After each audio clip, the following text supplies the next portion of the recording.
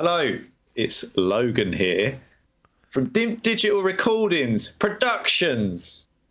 I don't know what we are now. I don't know whether we can call it that, Dimp Digital Productions, DDP. Lost the I office. think we should. Lost the recording studio. All that property went after COVID. Had to shut it all down. All went down the pan. Yeah, I've been thrust into doing an intro, which is unusual. I only briefed 5 seconds before as well, so that's I'll what tell I you get. why. It always seemed backwards for me to intro it, only for you to then take over. And I thought, you know what? I do agree. He used to do it, so he can. I'm capable, just rusty. But it's me and you, Logan and Apps, back again with, as people would probably expect, a review of a game that I forgot about when you sent it over to me. And then when you sent over the trailer and said, pick the bones out of that, literally about 2 minutes ago, and oh yeah, I looked at this for the FGL draft. Yeah. I think my recollection of, I wish I could pull up my FGL draft. I feel like I save it down, but the problem is this PC now seems to default to putting everything in OneDrive. It just goes. I don't know why that's happened. So what I used to have, which was a safe haven, is now not. I have forgot it though. Where did I put this? I put it at number 10 on my draft list. So it could have potentially made it in, but obviously other people, I assume, must have put it higher because I don't think I got it. No, you didn't. It ended up in Parkies. And unfortunately, it ended up as a 92. I think it's sitting on an Open Critic. So what seemed like maybe was a risk has turned out to be. But I worry with these games because, and the reason I put it at 10th is because, and I remember my logic, it is the games that do it really well do it so well that do I think others are going to do it? They're always going to be held to that bar. Basically, is my view. So I always worry that if there's certain things that people have come to expect, and hopefully you can drill into this by playing a lot of these sort of games in recent times, having come from nowhere to all of a sudden just being the bread and butter. Wow. I that's always the worry, is if they don't do whatever it is that people expect from this genre to the same level of polish that the other games have that have done so well, then I think it almost compounds it. People won't go, oh, that 8 out of 10 because it's missing X, Y, and Z. They'll go, that it's there for a 6 or like a 7 or something. And all of a sudden gets crapped on. And that was the worry for this, was if it gets up there, then clearly it will do really well. But I doubted whether it would, if that makes sense. Obviously, it's a different style. I would say it looks more narrative driven in some respects. Yeah, it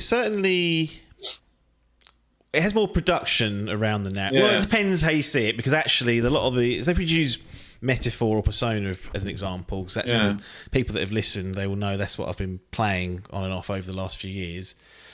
Their production values are there. They just put them into anime style cutscenes. Yeah. So, you know, I don't know what the costs are, blah, blah, blah, blah, but that's where the money goes. And they do look, they look great. They fit the style. They fit what they're going for, almost like hand in glove, which is great. Whereas Expedition 33, I'm not going to call it Clair Obscur. I just don't like that word. I don't know what that title is, but I'm going to call it Expedition 33. I assume that was a character. No. I think I haven't read up on all the nonsense that goes on, because it is one of those games, for better or for worse, that has a lot of what you would, if you were being nice, call layers, and other people would call nonsense. It's not quite Kojima levels, I must say that, but there's hints of it lurking in the narrative. But Expedition 33 has far more meaning to me, at least, and will do to what we go into on this chat. Whereas, I think from a narrative perspective, and if you look at the production here, it's gone for a more realistic aesthetic, and therefore cutscenes are what you'd come to expect of those type of games. That's a blessing and a curse, because what you were saying earlier about, it's going to be compared to other games, I was thinking, yes, you're right, because there's turn-based elements. There's clearly an influence from Persona here, but actually where I think it's wires crossed slightly is on the production side, because it's going for a realistic aesthetic. Therefore, you look at the the guys that are operating in that space, and it doesn't quite get up to snuff there. But the other stuff does. The combat and that kind of stuff hits it, but artistically and style wise, it's just falls short. And I think that does compound some issues. So you were on the right tracks, but I just think for different reasons, really. Yeah, that one might not expect. It is a bit confusing. Like when you watch the trailer, like it's, and I've just got it up again now. It like starts off with this like really elaborate kind of like narrative, I would say, introduction. It goes on for like 30, 40 seconds. Yeah. And then that's sort of like stylized, as you say, like almost like a AAA cutscene, I would say. Yeah.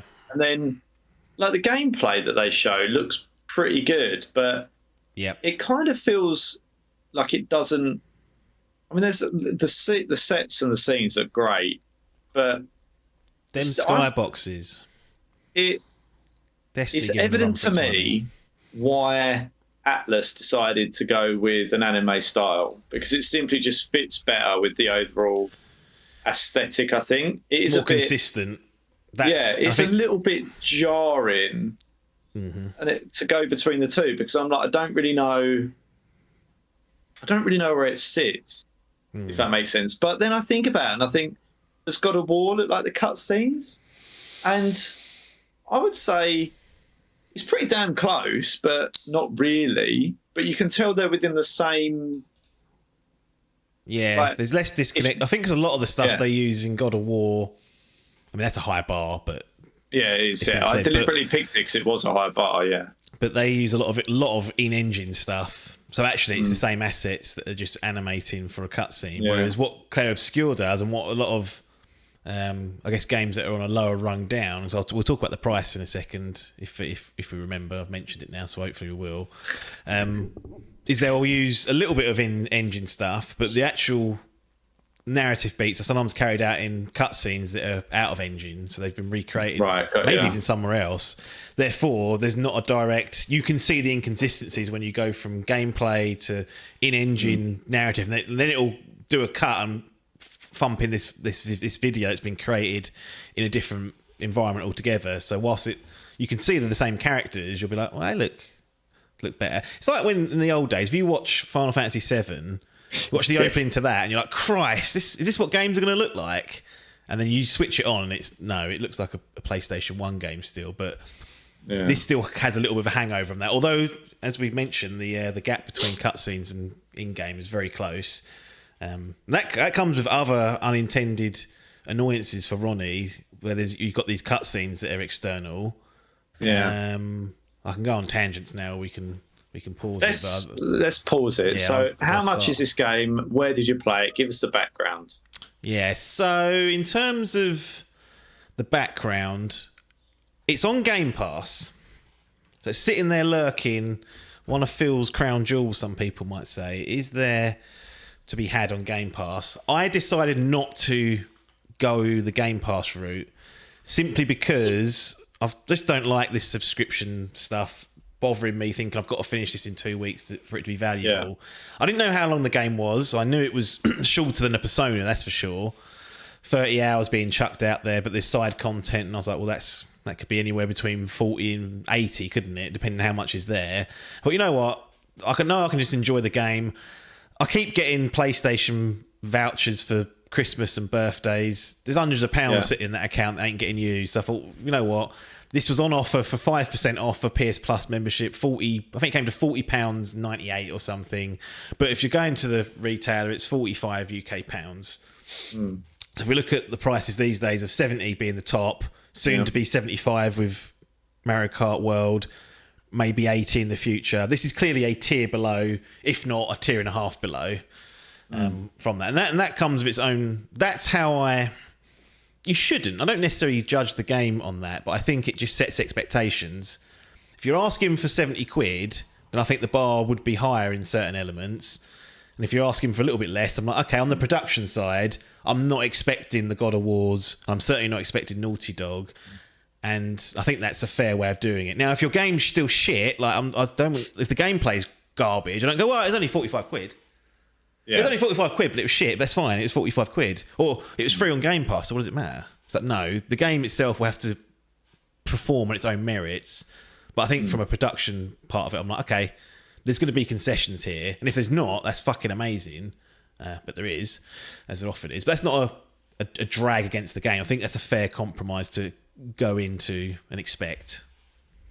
I think that's the same in any walk of life. Like if you buy a car that's cheaper than a more expensive one, you don't expect it to have the same bells and whistles, right? You can apply that literally in any course of life. So I think it's fair to do so. But as you say, just because it's cheaper, it doesn't mean that it can be shit or that you let certain facets go. But there are certain elements where you go, well, there won't be as much polish, or it won't be in the same sort of depth. The side quests won't be like Dragon Age or something. Like it's you sort of go, you temper your expectations accordingly and measure it against what those expectations at the price point might be, right? Yeah, and you don't. Which is why I always have an issue with Game Pass, because I think that muddies the waters with it, really. Yeah, like because you've paid, not that you've paid nothing for it, but because it's part of a catalogue and you get it, it's like, how do you sort of just have to go, okay, well, what was the RRP if I had have paid full price, and try to gauge it against that. But I think it still muddies the water in your brain, because your brain's telling you that you haven't seen literal money exit your account for that specific product, no. For that product, and therefore you expect something in return. But no. Good to know anyway, because I did wonder whether this was a full price jobby or not. No, it's in that sort of middle ground, which I think's fair. I like that ground. I miss that ground. I think that's one. There's something weird going on with this. I'm going to say this now, and it's not to be critical of the game. There's something strange going on with the narrative of this game. One being the price, and it's on Game Pass, kind of saying, well, if they can do this, then why aren't other creators able to create this great game? I kind of think, okay, fair enough. But the more, what I would say is slightly disingenuous narrative going around is like, it's only made by 30 people. Did you know that? It's only made by 30 people. Did you know that, Alan? It's only made by 30 people. And it ain't. That's a factual lie. It's made by more people than that. The core team, I think, is about 35. Yeah. As with any game, I've seen the credits of this. Not of any game, I've not completed everything, but you see the credits, and there's outsourcing. A lot of the names on that credit list, to be fair, are not even production related. They could be HR or business and whatnot. But for one part of the game, if you look at the animations on this game, they actually are excellent. Once you commit your move and you see all the there's an animation studio in Korea. They outsourced that to, it looked like, looking at the credits. So yeah, this whole it's made by only 30 people is incorrect. And I think, if I'm being honest, looking at the reviews and the score, I think that has coloured some people's opinion of it and boosted it slightly. It's 45 quid. There's only 30 people in France making this, and it's on Game Pass. Kind of creates this cauldron of, wow, how did they manage this? And for what they do, it's impressive, an impressive game in many circles. But I don't like outside factors that are not known necessarily to influence. And I feel like it has slightly, because I kept seeing it popping up in opinions of, I can't believe they've done this. Why is it relevant that however many people? Because you get this in all walks of life. Like you get smaller organisations that are really flat, lean, and efficient. And you get Blowville USA, right? Dimp versus IGN. Right. So I mean, broadly, if you want to use that analogy. But I think, what is it really relevant to? Like, if you objectively are scoring how good a game is, the amount of people that made it, and I get the point, it's kind of like, but no one knows. Studio. This is what irks me. We don't know how much was spent on this. We don't know how many people full-time worked on it. We don't know how long it was worked on. I think there's a publisher who've helped finance it as well, so it's not a true independent title in there. There's all these unknowns that I just don't want to factor in. All I know is they asked for 45 quid off me, and I'm like, okay, that's the only factual thing about this. All the other stuff is speculation or misunderstanding. I just don't think that should. And if you want to write a book about it afterwards and say the amazing development cycle of Clair Obscur, Expedition 33, 30 French men and women create art or whatever, fine, but the day it comes out, I just don't think there's too many unknowns to be concerned with that. I just know what I'm being asked to pay, and the time, as we always say, is a balance here. If you're asking for 30 hours over 100 hours, probably going to, just by the letter of physics and brain power, you're going to get less bored of something after 30 hours than if you ask to do it for 100 hours. It's as simple as that. You've got to do less complex things or new things to keep people engaged. So those are the two kind of axes. And pricing itself, I just don't think is a major factor, but worth pointing out if you're looking for shortcomings. Like any indie game, they never look as good as Naughty Dog's or any Ubisoft game. They're great looking games. Doesn't mean they play well necessarily. Adkins ain't done that Shadows game yet, is he? So he's barking on about that for months. What's he playing at? He's dropped it. I saw him playing it the other day. He was on it. Yeah. Bit of a wild card, isn't he, for what he wants to play. I can be a bit like that, though. I'll play something and go, I'm not in the mood, and I'll play something else, or other stuff's going on. Like, it can be a bit of a tricky one. Yeah. But yeah, I mean, it's good to... I didn't know that this was, done by 30 people, so that's good to... Yeah, it's a really important fact. In fact, that changes how whether you should buy it or not, just based on there's 30 people there. I do find it interesting, if it's 40 people, this game wouldn't be impressive at all. I couldn't imagine give it if they said 10 people built your car, you go, right, well, I don't be trusting that. Like, I'd rather those robots are doing it. So it's interesting where less is somehow better. Yeah. But I get the point. I want 1 million people building the next plane I get on and checked it 1 million times. I don't want it to be a lean operation if I can help it. Yeah, it's interesting how in some circles it's like this great thing that should be lauded, and then in others it's like, what are you doing? Get more people on it. But okay, well, to me it sounds like it's kind of hitting a bit of a sweet spot. From my early view, it's kind of like okay price point. They're on Game Pass if you wanted it for that. Yep. 30-ish plus hours, sort of in a for reference. I spent 42 before I hit credits, and I did a decent slice of the side stuff. Not all of it, which we can get into, but whatever. But yeah, I mean, it sounds like it's hitting a lot of the sweet spots in terms of price, time, and all those kind of things. So, should we get into the game itself? What it's doing, and perhaps some of the things that you liked about it as well? Yeah, I'll start with the story or the narrative, just the setup, because this is one of the stronger setups of a game that I've come across in recent time. So it's set in like some fantasy style world, steampunk-ish, in a town / city called Luminaire, which is in France. It's very, I will say this off the bat, it's very French, this game. We've got characters called Gustave and Mariella, all this sort of stuff. Quick question. Yeah. Its primary language is English, though, right? Yes. So because it didn't look dubbed, but I thought I'd ask. There is an option to put French VO on it. Okay. But when I first turned it on, I was like, oh, what do I do? Default is English, so I normally just stick with that, to be honest. But it's like, there is an option and I was like, well, if it's a French game, maybe I should put that, like I did with Ghost of Tsushima, I put the Japanese VO on. I was like, maybe I should do that here. And I quickly Googled it, being very careful to not see anything I didn't want to see. And what the Google machine told me, and Reddit and the other bile factories came back with, was that the VO in the in-engine stuff and the cutscenes were the lip syncs assigned to English. Right. So although it's not a disaster, if you want to, keep it as... Actually, the lip sync is pretty bad throughout. It's quite distracting to start with, but it went away after a while. But if you want it to be even worse, put the French one on. And also, there's like Ben Starr, who's the Final Fantasy 16 protagonist, Clive. He's a really good actor. But you got people like Andy Serkis in it. And I was like, well, I don't want to miss out on Andy Serkis's performance. Like, we know that guy is. So that just made sense. I think that was something they did later on, was the French thing, thinking, well, maybe if people want to play it like that, they can. But to me, it seemed clear that it was going to be English VO. And what I like, actually, is the dialogue they use. They do throw in French words now and again. So that merde, which I think means shit or fuck in French. So they'll use like cursing and it's almost as though they at one point were all speaking French, and then over time through other people they started to speak English here, but they still hold on to a little bit of their French language in certain situations. So I quite liked that as being a little headcanon as maybe what's gone on here. But it's set in, like I said, Lumiere, which is very, French town, city setting. And there's an ominous figure in the distance on the horizon called the Paintress, which we're led to find out.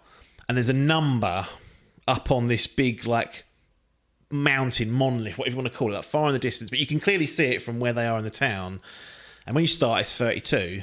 Just it's 32, and you have no idea what's going on. Anyway, you wander around, and people are talking about this thing called the gamage, and you're like, what the fuck's that? What the fuck's the gamage?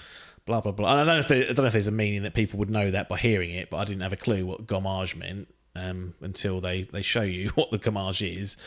And essentially what you learn throughout dialogue and throughout exploring just this little area is that every year this paintress figure in the distance gets up and paints a number. So it's 32 now. You know, at some point she's going to paint 33, Expedition 33, which we'll get into. When she does that, everyone of that age and above, gone. Dies. There's like a rapture that takes place. They actually fade away with flowers and whatnot. So what's been happening is this. You find out quite early. This has been starting since I think 100. The number started at. Then she went to 99, 98. People were like, "What's going on here?" Obviously, as time went on, they figured out actually that number was essentially wiping out people. And what's more ominous is that it's counting down. I thought it was all counting up when I first saw it. Like, oh, it's going to get to 100, but no. You know, in 15 years' time, there's going to be teenagers wiped out. And at that point, what can you do about it? So anyway, the town, the people, the society, they figured out that this is what's happening. And so they send off, every year, they send off expeditions of people to try and stop it. Stop this fuck from killing half our people of age. And a lot of the time, it's made up of people who are the next year, because it'll be 32 next year. Sorry, I said it the wrong way around. Sorry, it's 34. 34 to 30. It went to 33, then it'll be 30, so it'll be 32 next year. Those of that age will go on that expedition 33, because they've only got a year left. Yeah. Everyone knows about it. It's not like it's a big secret. It's all there. It's like annualized. There's a ceremony that takes place as it happens. It's obviously very sad. And that's what you're part of. Expedition 33. It's their shot to go out there and stop this from happening because it's causing heartache.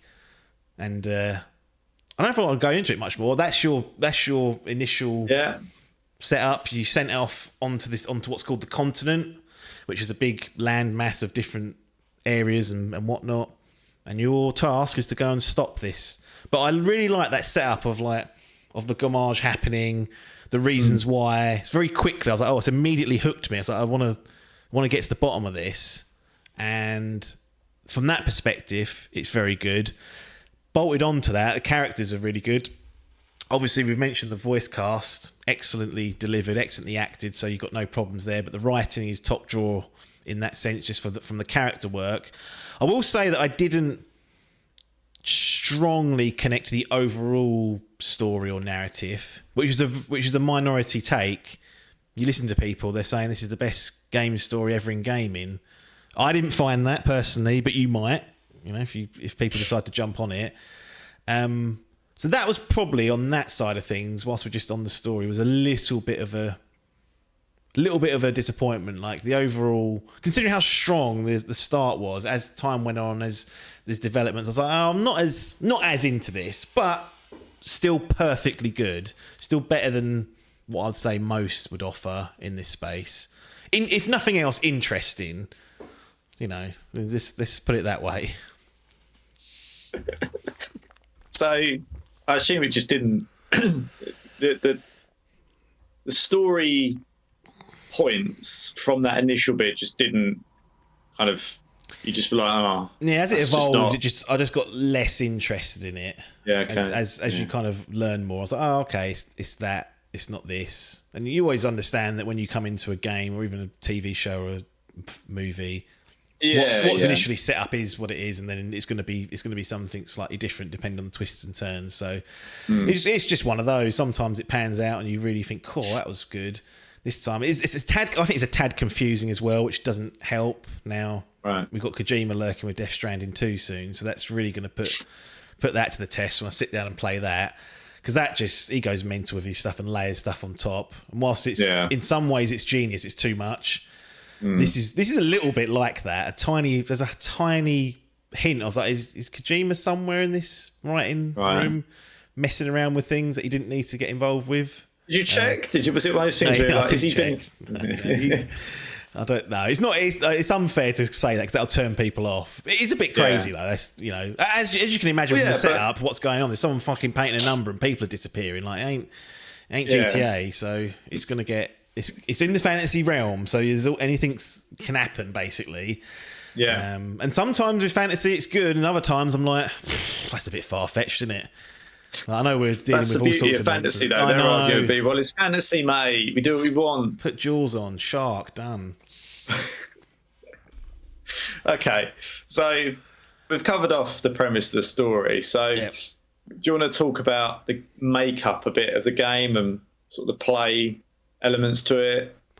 Yeah, and whatnot? There's what's the most interesting or unique thing about Expedition 33 is the combat, I guess, because it's on the face of time things. Events, it looked like. Well, this is the controversy potentially, because that's what it is. Let's be honest, that's what they are. They are quick time events. It's turn based. When you're on the attack, it's very turn based. It's select a skill. You've got AP points, they're called, which I think stand for action points. Would make sense. A spell might cost 5. You might start off with 4. If you do a base attack, you'll get 1. So next term you can use this. It's about managing that system, managing your AP, obviously your health, and there's other things you can do, status effects. There's lots of offensive choices. In fact, that's one of the big strengths. And each character you take control of has they're unique in that sense. They have a unique way to get the best out of them. Some are just like power on, use whatever skill you've got. Others, you want to build up a certain, meter, and then you want to do your big attacks because you're going to get the most bang for your buck. So from an offensive point of view, when you're on the attack, it's really good. It's clearly got some influence from Persona, whether it's the menus, the weakness system, which is there actually, but not essential. But it's something that very quickly I realised I didn't need to worry about too much, because I could override the weakness, buff that you'd get by charging a character up correctly and dropping a big attack on them at the right time, which is good because that shows some flexibility there. So that's all fine. That's all good. Where it's different is when you're on the defense. So you've got attacks coming in and whatnot, and you're going to take damage usually. In Persona, for example, you can block, and you'll take a little bit of damage, but not as much. You won't die. Sometimes, based on your agility, you'll dodge the attack, and that's all RNG. It's number based on your stats. All that good stuff. This is completely your inputs that matter on the defensive side. So you can dodge. You can jump, and you can parry, and there's a couple other things later on down the line which are similar offshoots of that, just slightly different. But essentially what it comes down to is a timing element. You have to time the attacks for your dodge. Dodging's easier than parrying, so the window to dodge and not get hurt is higher.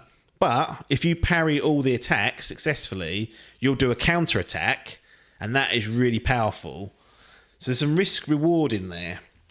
Now, the problem with that is that you really can't just put feet up. Every turn, once you've done your attacks, you're like, I've now got to really concentrate on what they're doing, and learn their patterns.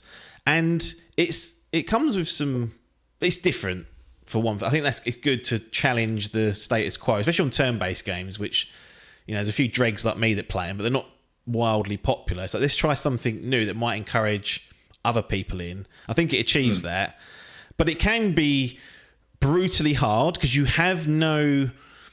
there's no real defense that you've got other than learning the patterns and dodging and jumping and parrying. Like, they are your only options. You can't really not learn the patterns. So if you're struggling, it can be really difficult because these things hit hard, even on like the same sort of level or enemy base. They will hurt you badly.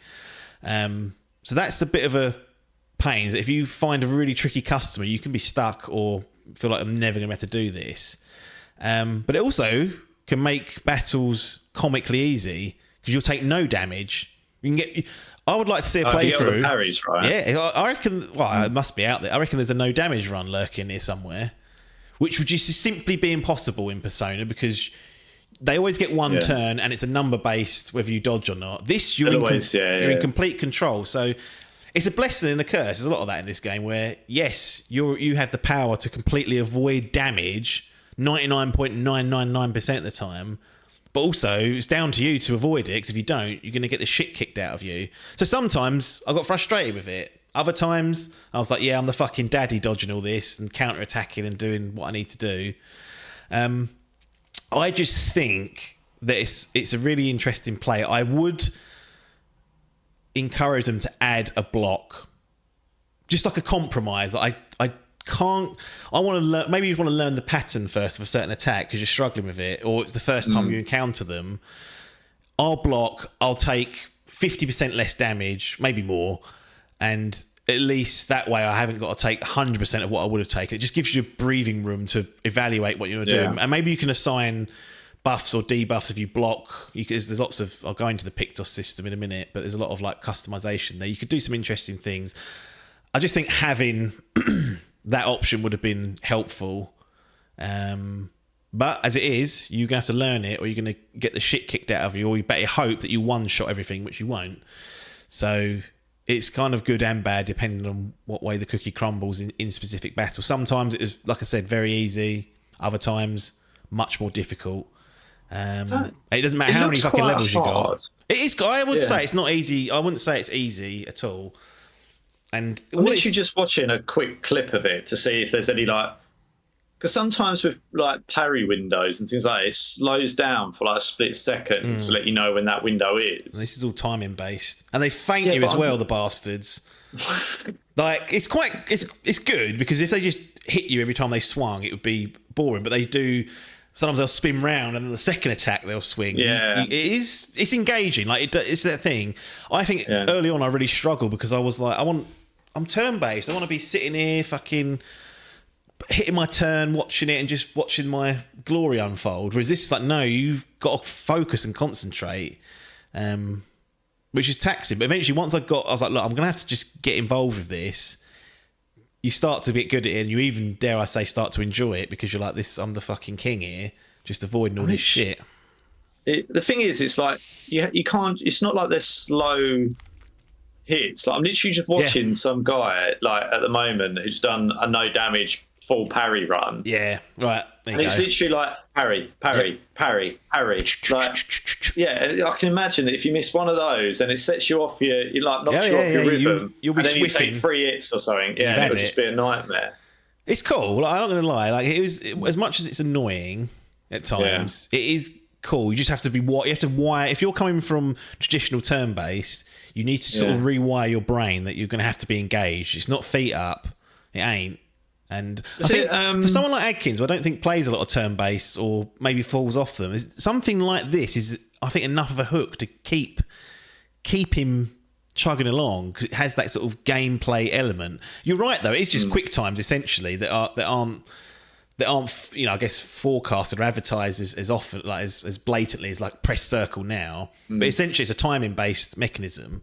There's tells that each enemy and each enemy's attack has, and you have to learn it. And I guess you only learn that through experience. So unfortunately, that first encounter with that new enemy, you'll either get really lucky or you're going to get jacked up the arse and have to deal with the consequences of that. I think it does a good job of kind of balancing out the amount of revivals you get. Health, you can add health pretty easily. There's no restriction on items really. Like the only thing you've got and there's no restriction, I say, on the AP points.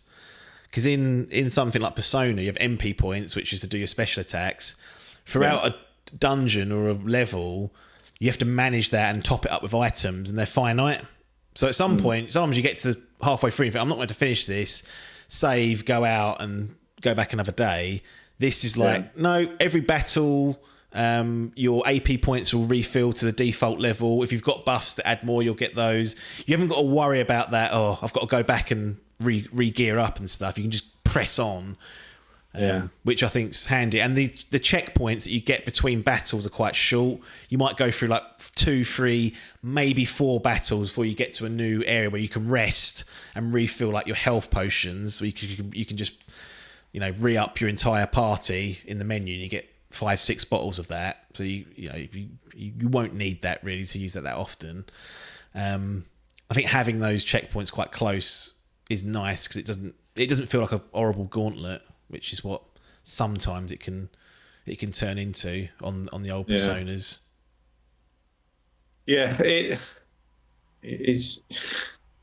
Yeah, I mean, I'm just literally. I think this guy that I'm watching at the moment, this battle that I've got on in the background, just while you were talking, I was just watching it, thinking, I just wanted to see how it's scaled up because I started watching it. It's like a 6 minute video. This right, where you go through different phases, obviously. Yeah. And I was like, phase one looked fucking hard, like with the parries, and I was like, if that's phase one, I was thinking by the time it gets up, and literally, I mean, he's literally done 123 successful parries in that. Yeah. And I'm just like, that is a lot in 6 minutes, 123. Yeah.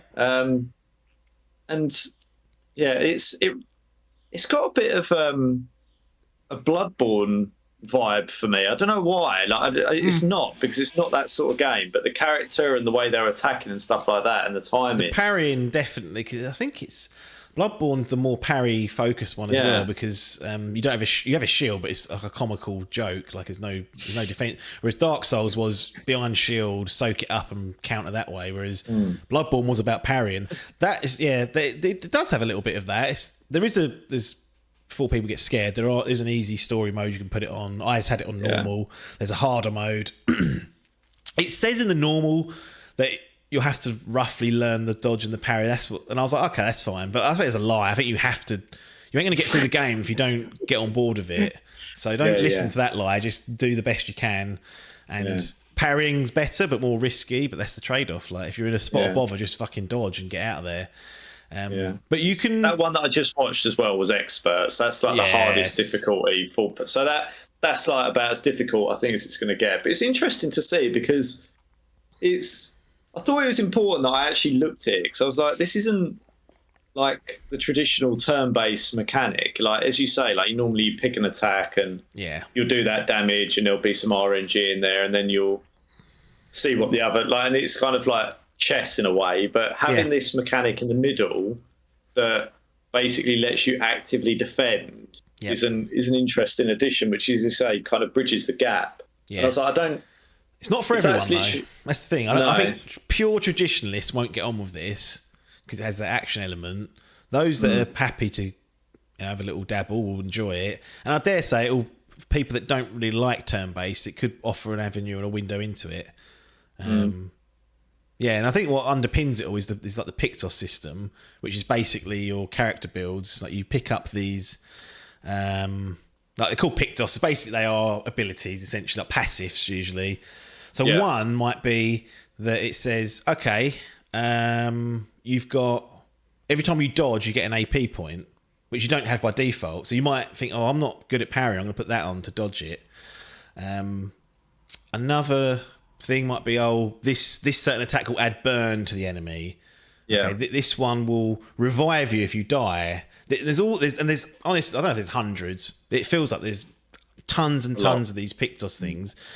So you pick them up and you apply them to one character, and they've got 3 slots. And you think, well, I haven't got a lot to do here. I've got 3 of these to be using, and like I said, the customization is varied. They're not locked to any character. You can plop them on any character you want, but there's only 3 slots.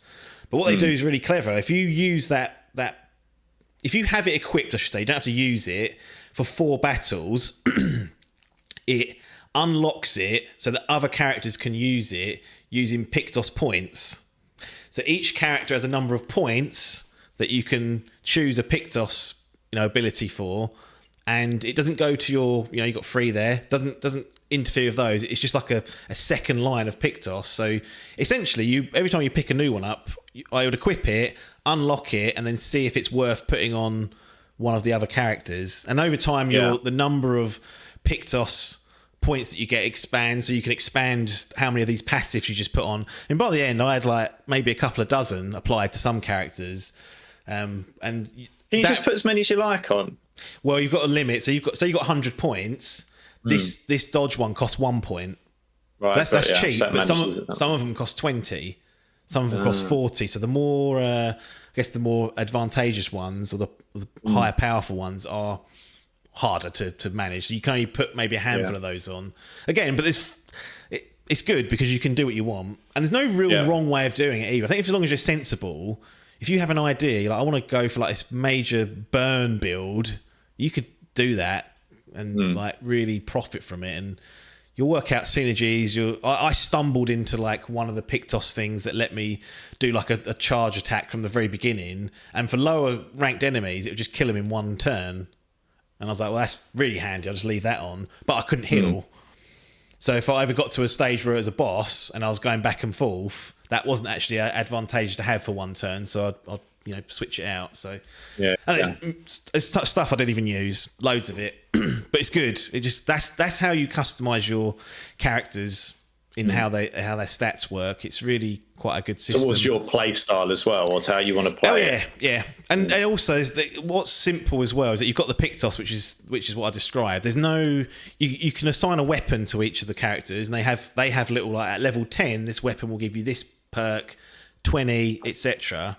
But you don't have to worry about armor. You don't have to worry about other things or jewels or gems. Like playing Monster Hunter or fucking Wilds, there's 15 things you can equip that will give you a buff and a certain buff in this area, etc., etc. So it's nice not to have to deal with the equipment side of things, because that can be annoying, because that's another load of shit you have to upgrade or sell or keep on top of as the game goes on. These Pictoses, a 1 AP boost for a dodge. So, I might as well keep that, because I will dodge at some point and it'll be a little profit.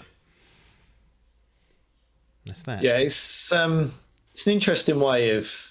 So one of the things I was thinking was, well, how do you kind of customize your build, and how do you deal with that? Because like if I'm forced to use a certain weapon or play in a certain way, like that could obviously become frustrating. Yeah. So it sounds like they get around it in that manner. Yes. Is there anything else that you wanted to cover that you liked or enjoyed? Is there a good soundtrack? So there's obviously soundtrack's the mega, very French. Very Francais. It is very Francais. So Voice but it's acting good. is all good. Oh, is Andy Serkis a big character in it, or is he just sort of cameo? No, he's there You throughout. don't even recognise him. You know what? I was watching. I was like, I feel like I know this guy. Yeah. And it wasn't until the end, and I was like, oh, I forgot he was in it. And I was like, oh yes, that's right. There we go. I saw the credits roll and I saw his name. I was like, I knew it was fucking. Because I'd read it somewhere else that he was in the game. But yeah, it's not Gollum, so you won't really recognise him from that. But He's in so much stuff though. Like he's just he must be one of the most versatile voice actors. Yeah. Like I don't want to say ever, but at the moment that's active, that's doing stuff, because you say he kind of just pops up and you go, is he really? Yeah. When he's Caesar in Rise of the Planet of the Apes. Yeah. Yeah. He did all the like clambering around and everything in it. It's quite incredible. It's a nice little niche he's carved out there, I'll tell you that much. But that's very profitable. Yeah, it is. Ridiculously, yeah. He's a character called Renoir. Yeah. So get back to these Ben Backety lessons. Get this French accent installed. Yeah, Renoir.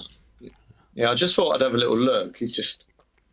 I love it. I think he's great. He is. But he's Alfred in the Batman. Yep. So, yeah, anyway, if we're getting... Yeah, you just look at it and it's like... The thing is, like, literally, he just does so much stuff. It's mad. Anyway. Yeah. Okay, is there anything else you want to mention before we perhaps go on to a few bits that you weren't such a big fan of, perhaps? No. Saving's really quite kind to mostly. It fucking has to be in these games. It would really break you if they weren't. Yeah. After every battle, it will save. So even if you get to the next battle and die, that's the only bit you've got to do. It does have it is missing a retry battle mode though, because sometimes you'd start a big encounter and think, oh shit, I've got the wrong party loadout here. I could do with having so and so in my party, and I haven't. And you can't change them in like you can in Metaphor. You're locked. But if everyone dies in that first party, you can send in your second, 2 people or whatever it is to try and get over the line. But you can't just actively switch them out. So, how did that go from a positive to a negative? Oh, the saving. Yeah. So saving's good. It's pretty. The only thing I've gone to another negative. There's no manual saving. I want a manual save slot. So I can just save and it doesn't get disrupted. And if I want to, I can go back to that save slot. Especially when I was just like experimenting, walking around and bits and pieces. But no, generally the saving's good. Just missing that kind of retry battle, which I think all turn-based games should have.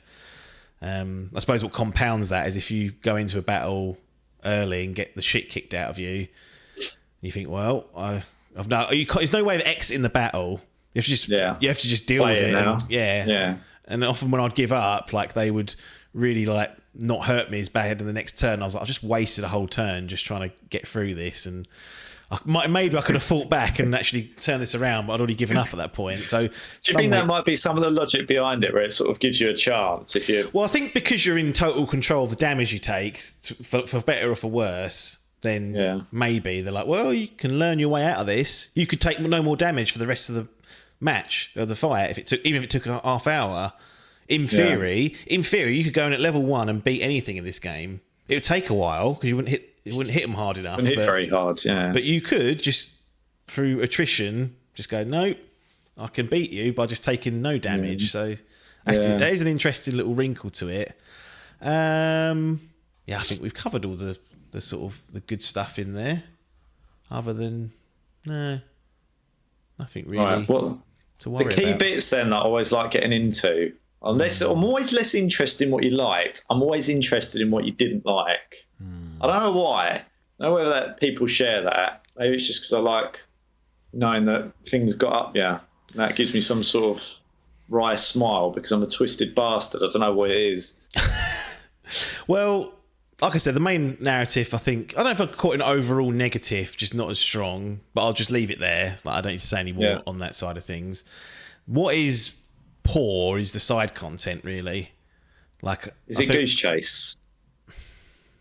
It's just there's no compelling reason to do the side stuff. Checked himself. Other than for the mechanical benefits of leveling up. Yeah. Which, I don't know. I feel like we all shit over Final Fantasy 16 because its side content was like he's fucking picking up dirt at one point. And everyone's like, what? I mean, this is no better. How'd you make me picking up mushrooms at one point? Well, what are we doing? And the reward wasn't even that great. I think there's a theme of this game where I think they tried too much to a certain extent. Right. They chucked a lot of shit at the wall. A lot of it stuck, but some of it didn't. Like the side content in particular is just there's maybe a couple of good, maybe a handful of good arcs that are worth going through. But there's a lot of just like, go and find me a mushroom, go and do this. Some areas, there's no narrative reason to go there. You're just going there because you think it's on my way. Shall I go into this little world? Have a little look? Nah. Yeah, okay. And you go in there and you just kill something and come out. And it's like, well, what's the point in that? What was the point in that? So if we're kicking Final Fantasy 16 for its side content, then Expedition 33 needs to take a pounding from that. I just think there's a more leaner version of this game where the side stuff is better contextualized and more engaging, blah, blah, blah. But I think sometimes they're worried in these games that they don't give people the chance to level up. And so they just chuck just meaningless stuff in there and then you just use it for that. And that's essentially what I did because there was no narrative to be concerned about. And what I think what makes that worse is there's no journal either. There's no journal to track any of this stuff. Someone will say something, oh, can you go and get this for me or get this from... You're like, all right. You'll go to that area and then you might be presented with... It says, you can enter it. You can go into the little... It's like a little warp that takes you into the world. I think in the story it's not a warp. It's just that the game is trying to simulate a continent that you run across on. So in real time you run across this map. And then when you get to the level, the game level... You go in, it will take you in, and then the environment will be, of scale. But it will say danger. So you'll go, I can't go and get you that bit yet, because danger in this game basically means you're under-leveled. Now, it won't tell you what level you need to be. Why? I don't know. But you think, I've got to come back and do that later. If 12 hours passes, you might remember to go back there. And if you do, you think, great, I'll go and get that now. Go through, do it, and go, oh, that was interesting. It's like, Who the fuck was this for? Which village individual wanted this? No idea. Two of them, I had no. I did what was asked of me, and I was like, I don't know who wanted this. I think I remember. I think I remember the location, but I'm not certain. I went back to the one I thought I did. Talked to 60% of the people, and I was like, this is not worth it, because this is an early request as well. So whatever the reward's going to be isn't going to be of scale now. So no journal is an annoyance, and that compounded with just how lacking the side content is. There's no mini map for when you're in the levels either, and there's something about the game and the environments where it just lacks. I don't know. It's not always clear on where you want to go or should go. Sometimes you'll walk. It'll be a log, like, blocking your path, but there's a gap underneath. Sometimes you'll walk up to it and the character will crouch and go through, and it'll be like a little secret area for you to go and explore. You'll see a very similar log seemingly blocking a secret path in other environments, and you'll just walk into it because it's not designed for that. Same with some of the jumping. Like, you can jump up and jump onto certain platforms. You can't with others. It just doesn't do a good job of communicating what you can and can't do, and every little level is different. And they just feel like levels as well, which is stupid to say in a video game. But I think I really lacked immersion in this game, which might have hurt my story, because they just feel like video game level 101. They look nice. If you just stood still and looked at it, you go, that's a good job you've done there. But exploring it, I was like, there's one path to the left, one to the right. There's a path through here. There's a boss there. We're done. And it just felt very video gamey. And then when you'd run around and think, I want to go and explore, you got no map to reference to see where you have or haven't been. So you're running around chasing your ass half the time. You go, I recognise this. I've already been here. That's why. I've already been to this part, and now I've got to run back and try a different route. There's something about the exploration side of things in levels, even on the main quest, which is a little bit ickety. And without the side quest tracking, without the maps, it's just an irritance. Figure it out yourself, basically. Yeah. Spreadsheet required. There's just to go back to that point where they chucked a load of stuff at the wall and see what happened. There's a side activity where you are asked to do jumping puzzles. And this is not an action. The game feels very floaty. The jumping is fine, and the interaction between grabbing something and climbing up is a little bit not on. And yet they had the arrogance or the hubris to say, here's a really hard jumping puzzle section if you want to do that as a side. And I'm like, what's that doing in the game? That's not what this game is. And you've chucked it in there. It's the French view, isn't it? Is it? Yeah, it's a bit. I don't know why games, and I think we've discussed this so many times, decide not to essentially play to their strengths. So many games go, this is what I'm doing. And the one example that I always cite is an action game that goes, here's some stealth. Yeah. When we've discussed, the prime example that I always reference is Spider-Man. Yeah. Where all of a sudden you're Mary Jane. It's why? Why are we doing this? There's just, I get why that are we you want to just riding a mix up bike the through pace. fucking New York as Peter Parker? Yeah, but the thing is, they do it in that example. They do a serviceable job. Mafia, of it. why are we going to a Grand Prix race? Hello, and you've made it fucking hard. That's the original. We had to patch it because it was too hard for people. This is back in 2002. Yeah, it's the thing is, the whole thing is just a bit bizarre when games do that. I don't know why they feel the need to step out to make it more than it is. It's kind of like, look at all this stuff that we can do in this one game. It's like, well, no, just. Yeah. If that's what you're going for and that's what you're good at, then keep me within that world and we'll be okay. You don't need to constantly offer different branching elements that you wouldn't expect to find in a game like this. I think in Expedition 33's case and Sandfall, who are the developers, I wonder whether they were just concerned about the Persona comparison because they've stolen the UI. It looks different, but they've stolen the structure of the UI, weaknesses, turn-based. Not stolen, maybe they've been influenced by it. And they thought, well, those games are 100 hours long. We're not going to. We know we're not going to make a 100-hour story, but we've got 30 or so hours here, but we need to have 20, 30 hours of side or end game content potentially for people. I wonder whether they just didn't want that comparison of the Persona games bang for their buck. You spend 120 hours going through Persona 5 Royal, and it's like, well, if you spent 65, 80 pounds on that, the value is just too good to turn down.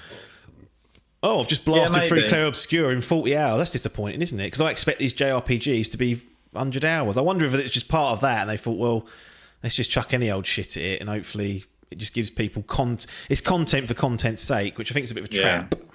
Yeah, I think they've stuck it in to give people some other stuff to do because they're like, And again, I think there's a worry that mechanically you want to make sure the players are leveled up enough to do the main campaign. That's a fair thing to put just stuff in, I think. But some of this stuff, like the jumping puzzle, isn't going to give you any levels. It might give you a Pictos, or I don't know what it gives you at the end. I never did it because it's so infuriating. But I understand the harder battle ones, because one, you're challenging the player gameplay wise. Can you beat this fucking double hard optional boss? And two, if you do it, you're going to get a shitload of XP, probably level up. But the other stuff, I'm like, what are we for an item that will probably be under leveled anyway? Not needed. The thing is, sometimes they're just damned if they do, damned if they don't. Like, if they don't put it in, they'll get criticised for it. They knew that if they put it in, it's probably a bit soulless. They'll probably get some critics for that. But it's kind of like they've gone for the lesser of two evils, I suspect, of options, because they only had, as you know from Game Dev Tycoon, when we saw Paper playing that, you've only got a certain budget and something gets dropped. So that's it. Right. Is there anything else you wanted to kick it for before we move on to I'll say that the Ronnieisms annoy me. Like, as I mentioned about the customization doesn't transfer onto the cutscenes, so I didn't customize the character's look. They give you so many customization options as well, but I didn't like the idea of like walking around with Gustav and then I've like shaved his head or something, and then the cutscene it's like he's got his long flowing locks on. I can't have that. So someone sort it. Either take it away from me, or I'll do it myself, or fix it. It does, sometimes it does show its arse a little bit on like perhaps on the budget side of things, in that just you can tell it's not AAA sometimes, which is maybe it's a bit of an unfair criticism, but sometimes where they go for the realistic style of the artistic vision, it's harder to land that. It's easier to come up with an anime style, game and stick to that aesthetic and land it. Whereas where they've gone for like, this looks semi-realistic, sometimes when characters look weird, you're like, you look weird. And it kind of just takes you out of it. Yeah. And there are other things, like randomly the music would cut out. So I'd be like in the middle of a battle and the song would end and then not loop. And I was like, all right, we'll just listen to the dulcet tones of my sword clashing against this fucking monster's head or whatever it is. But yeah, look, there's a lot of bits and pieces. Those are minor sort of things. You can't sell any weapons. That annoyed me. 30 of the fuckers towards the end. Like, what am I going to do with this? Can't even sell them, so I don't know what that's all about. Didn't want me to have enough cash to buy some new ones, I guess. But yeah, there's a bit of an immersion thing there, but nothing too disastrous. Okay, well look, let's bring this to a head then. So, as we know, everything goes in the gallery in some form, whether it gets an award or gets fucking stuck in a bin or out in a fucking lock up, whatever we call it. Big yellow self-storage. Self-storage, not sponsored yet. But I would be surprised if this doesn't make it into your gallery, but I'll let you take over to confirm. Oh yeah, it makes it to the gallery for sure. There's not enough red flags for it to end up in that self-storage. The way in which Adkins is filling out the self-storage this last year. He's put 3 in there. He never used to put anything in self-storage. This 2025, he's had enough, I think. Sick of it. Yeah. So whereabouts do you stick this then in the gallery? I've got an idea of where I think it's going. You tell me. Well, I think it could potentially get gold, but I think it's getting a silver. You are 100% correct. That's exactly what it is. One of those ones where I think if the story landed like it did for others, it's probably an easy gold. But when that component just sort of drops off a little bit, and the other little annoyances for big and small, however they are, there's still enough of them just to take the edge off it from getting a gold. So yeah, silver for Clair Obscur, Expedition 33. But the good thing about this is like Sandfall, the developer, they're sort of earmarked now in my mind of like watch what they do next. Yeah. So I'm really interested to see what they do in a few years' time, whether it's 3, 4, 5 years. They're now like a developer that I'll watch and be like interested, much with like the P teams that have been doing Persona games. It's like when they come around and show something, I'm like, okay, let's sit down and look at this. So yeah, it's very good. I would, if you hate turn-based, this isn't the game for you. If you're a pure traditionalist, you might struggle because of the real-time elements.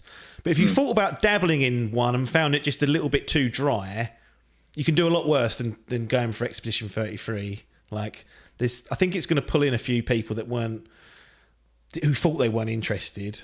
And went for it. Like I said, it's not, in the grand scheme of things, it's not overly long. 42 hours is what I spent. Did 60-70% of the side content. Essentially, I had to level up if I wanted to do the other ones. I was like, I don't need to. I've played this game naturally, and I'm just going to end it here. But you could burn through it in 10 hours less for sure, maybe less. So yeah, silver for Clair Obscur, Expedition 33. Not bad. I mean, silver's never any disgrace. For some reason, it feels like a... Well, I think when a game scores a 92, people expect it to be platinum and gold territory. But sometimes you just need to be sobered up a bit and just say, look, let's pump the brakes on that one, shall we? A dose to reality. Yeah, exactly. Right, thanks for that, Logan. Managed to do the intro. I will do the outro, though, to save you from that awkward, clumsy transition. Yeah. I said I'm sure we'll reconvene with more games to talk about, see what you've been up to, and I've got a few others that I'm on the brink of finishing as well, so more to come either in this episode or in a future one, but nothing more for us to say other than thanks for your time and ta-da.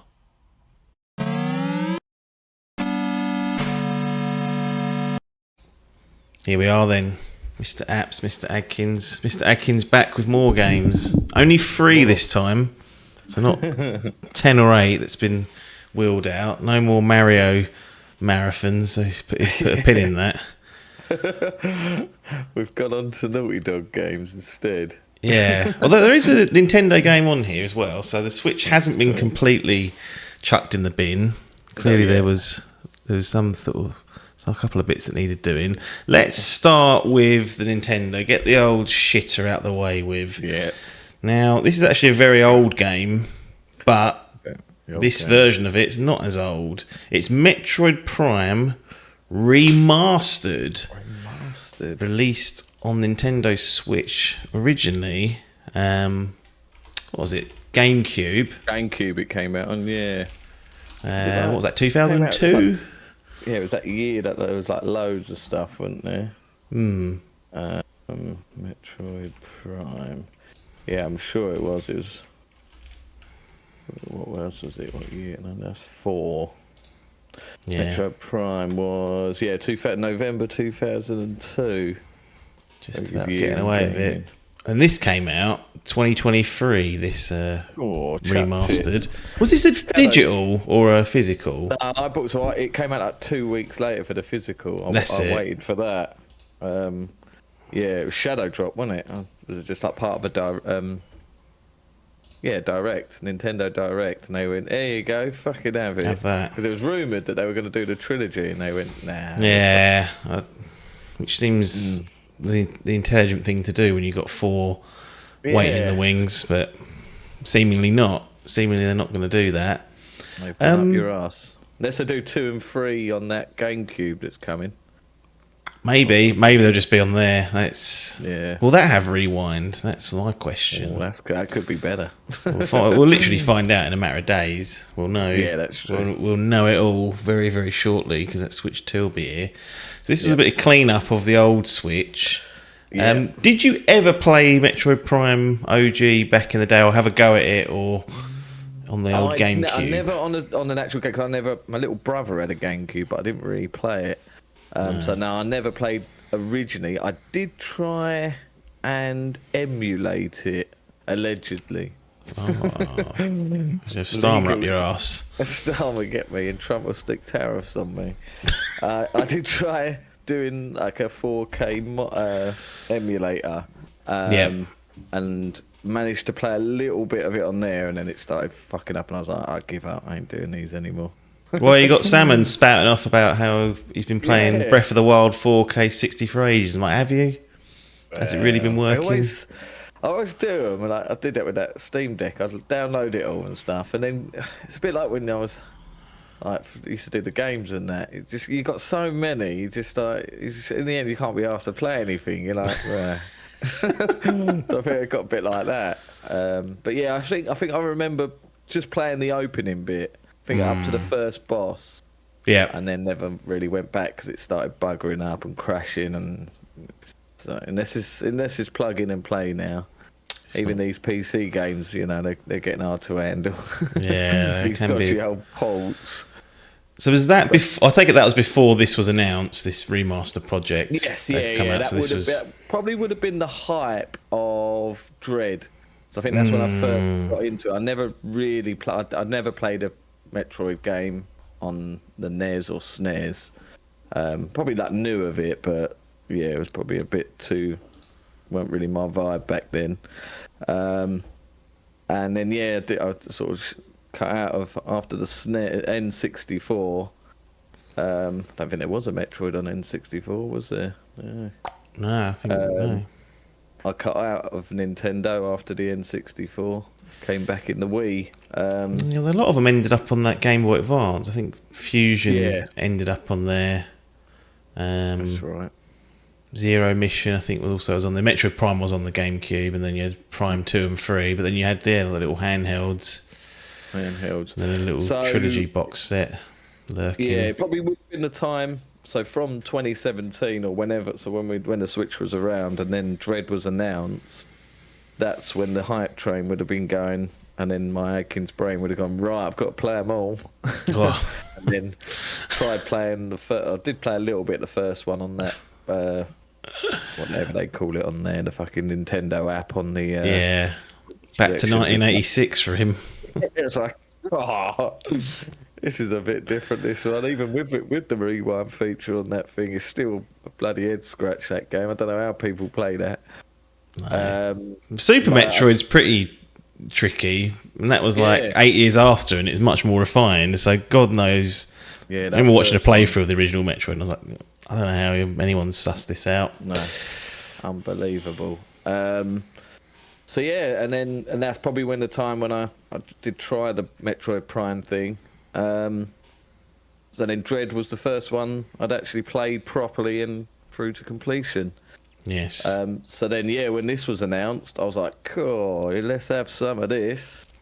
Get involved. Didn't get the digital one. Waited the 2 weeks for the physical reverse cover, which is somewhere in my reach. And then waited another 2 years to play it. And then played it. I reckon I got to about 80% of the game done. Actually, no, I hadn't. We'll discuss this later. Yeah, you think you have.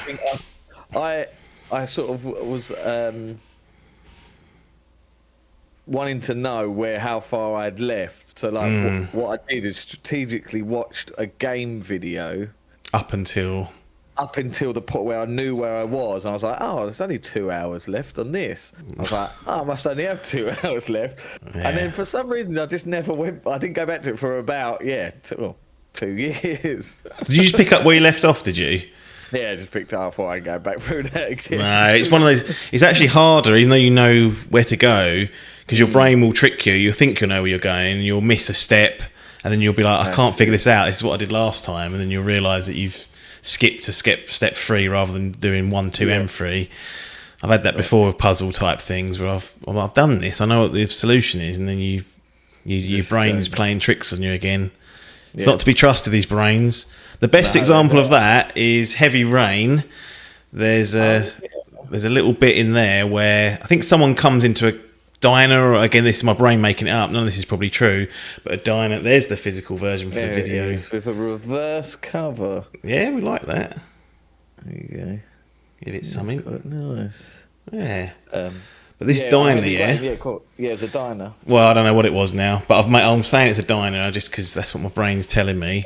Right. Yeah, Some bloke comes in and like talks. I think he orders something and then leaves, and then like the police come in later on and say, "Oh, there was this guy that we're after in here. Can you?" And you're like, "Oh yeah, I saw him. He was at the counter." And they're like, "Oh, can you describe what he was wearing?" And you're like, I think it was green." Looked in the video and it was like blue. No, I think it did, yeah. But that's even worse because I was like, it must be that one. Yeah. And I remember I looked back at what it was and I was like, that's nothing like what that geezer I described. They're never going to catch him. You can't trust these brains. So yeah, you're best off just cracking on. Yeah, I thought with that. And I like that because it's annoying. Does it have an in-game time? I quite like to know how long I've played a game for. That's got that stupid Switch fucking... Stupid Switch 5 hour, which they're going to carry on to the new one. Yeah. Because they ain't really fucking updated that UI much. No. But alas, yes, I played it for a couple of weeks. Thought I was about 80% done. Went elsewhere and was like, yeah, I'll get back to that. Typical Atkins fashion. And then, yeah, it was just recently after my little Nintendo spat of playing all those Mario games, I was like, what else have I got here? And I thought, oh, fuck it, I know what I'm going to do.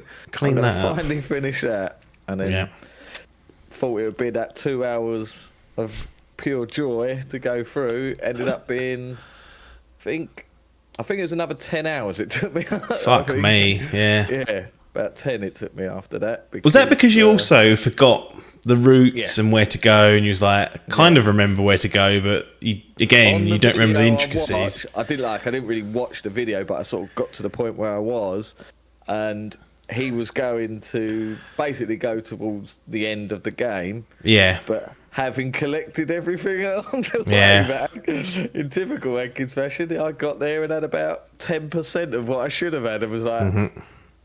fuck. So yeah, I was like, that must be optional. We'll talk about it, but you get there, it's like, no, it's that you have to go and find all that. And I was like, well, but I read that these fucking statues are staying or whatever it is. I can't remember exactly. I have to fucking figure out their fucking riddles. But we will get to that. Let's start with actually, I think, which is a definite positive on this. It's just like the technical side of it. Because it looks beautiful, it runs beautiful, and even if you want to like build in the modern controllers, it really does not feel. Combat feels a bit. I don't particularly like the combat at all, but the actual running around and whatnot, and the look of it, I think they've done a really good job.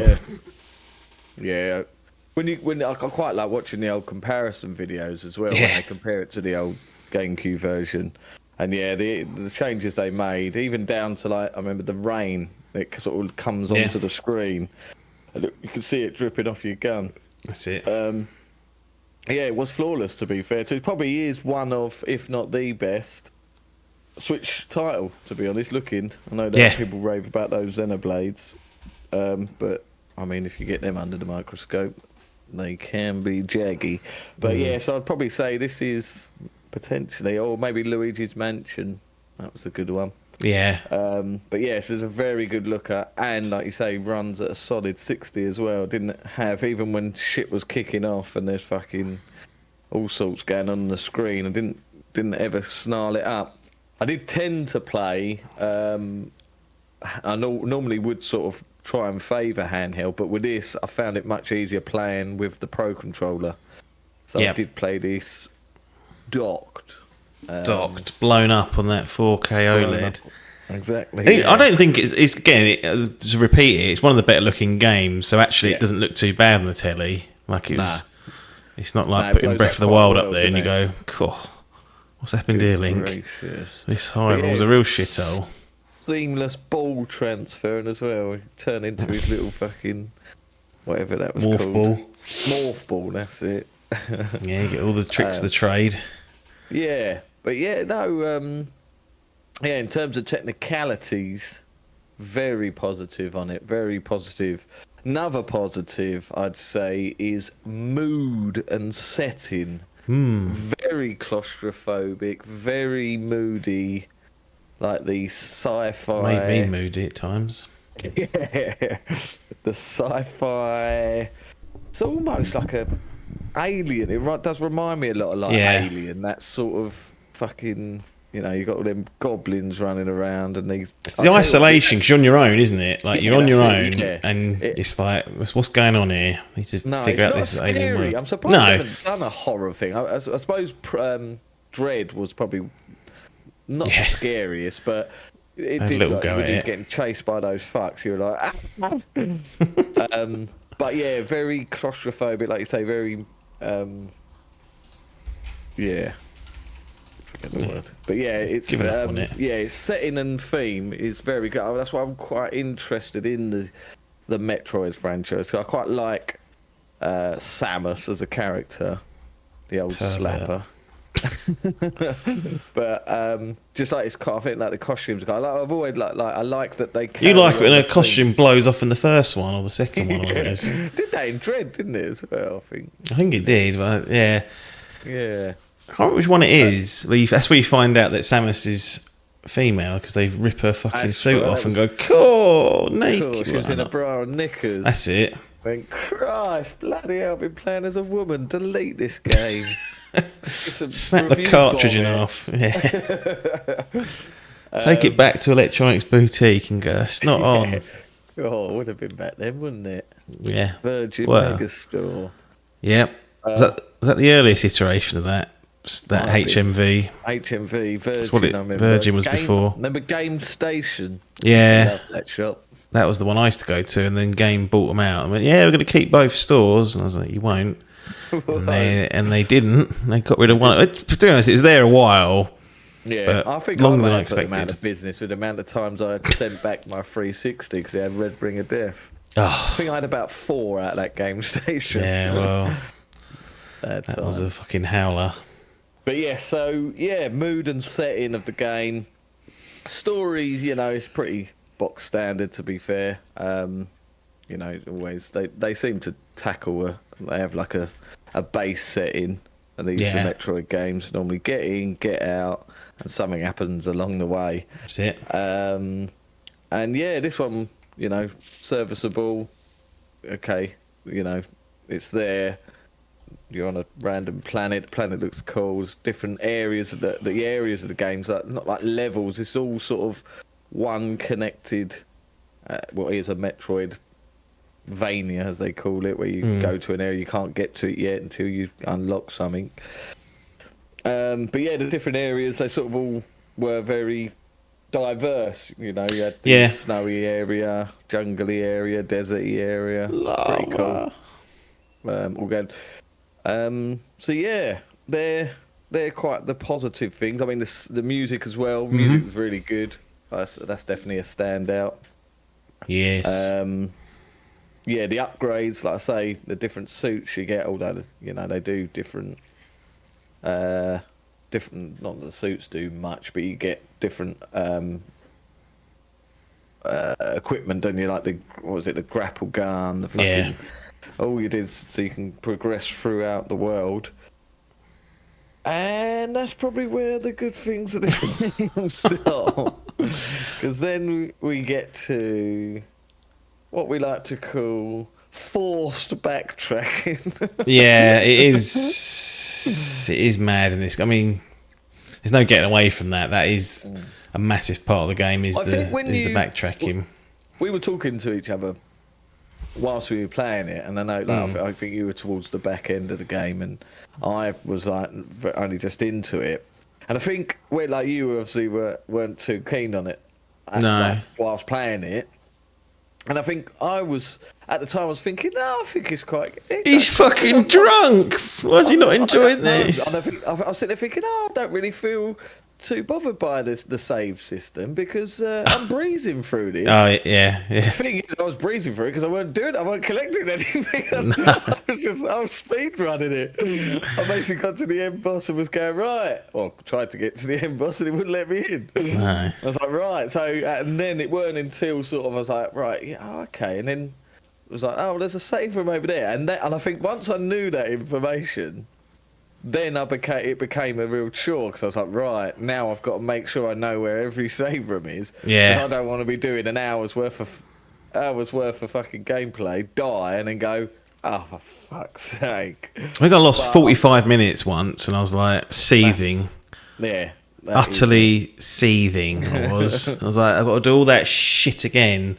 It was like, and yep. it's not an easy map to traverse to No. get to. There aren't easy like like I said, I went to what I thought was going to be the end boss, but you have to do a series of things to unlock the door essentially to get it in. Yeah. Once I'd got to that point and realised I'd fucked it, was like, oh fuck, I've now got to go back and work out what these fucking riddles are. And once I go, right, so where's that one? Right, that's there. Look on my map and I go, for fuck's sake, I've got to traverse from there all the way there to get to that one. Then get all the way back to read the next riddle and then go all the way back. Whilst now then having that in my mind going, well, if I die along the way, come across a fucking boss, which I did. I had to cheese this boss. I don't know how I did it. I was like hiding behind a fucking corridor, just sort of shooting at him, hide a bit, shooting him, hide a bit, shooting him, hide a bit. Because I missed a lot, like in terms of like percentage of the game. There's like they give you a percentage, didn't they? I think I ended on about 60%.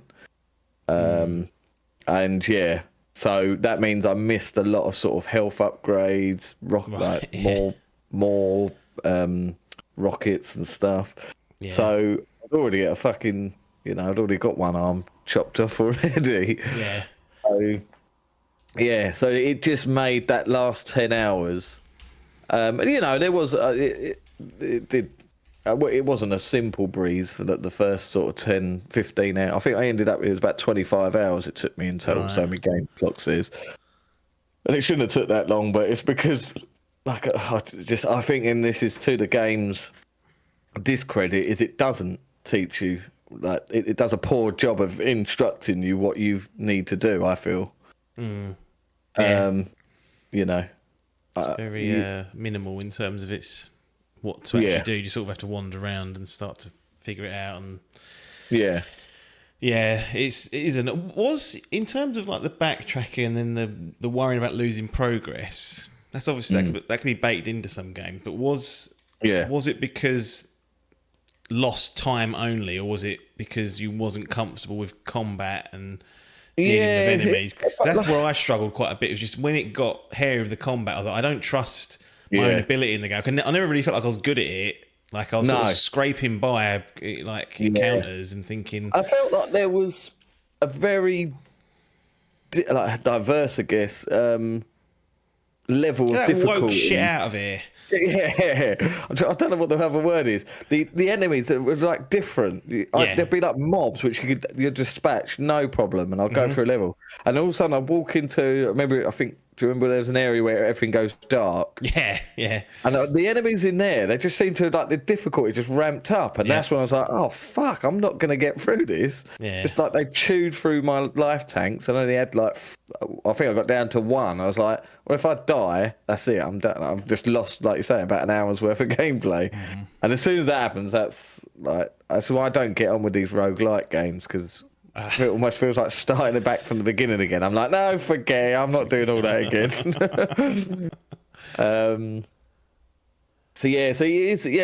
I feel like I wasn't as good as a game because, well, certainly having a couple of years gap don't help you either. No. It was quite hard getting back into it, and I didn't even realise how to. I was sitting there with a door going, why ain't this fucking door opening? And realised that I hadn't even switched me fucking gun to the right colour. I found that quite difficult as well, switching on the fly, even though it's just like a D-pad move. And then you have the different sort of sensors as well. So you've got like an infrared sensor, a heat sensor.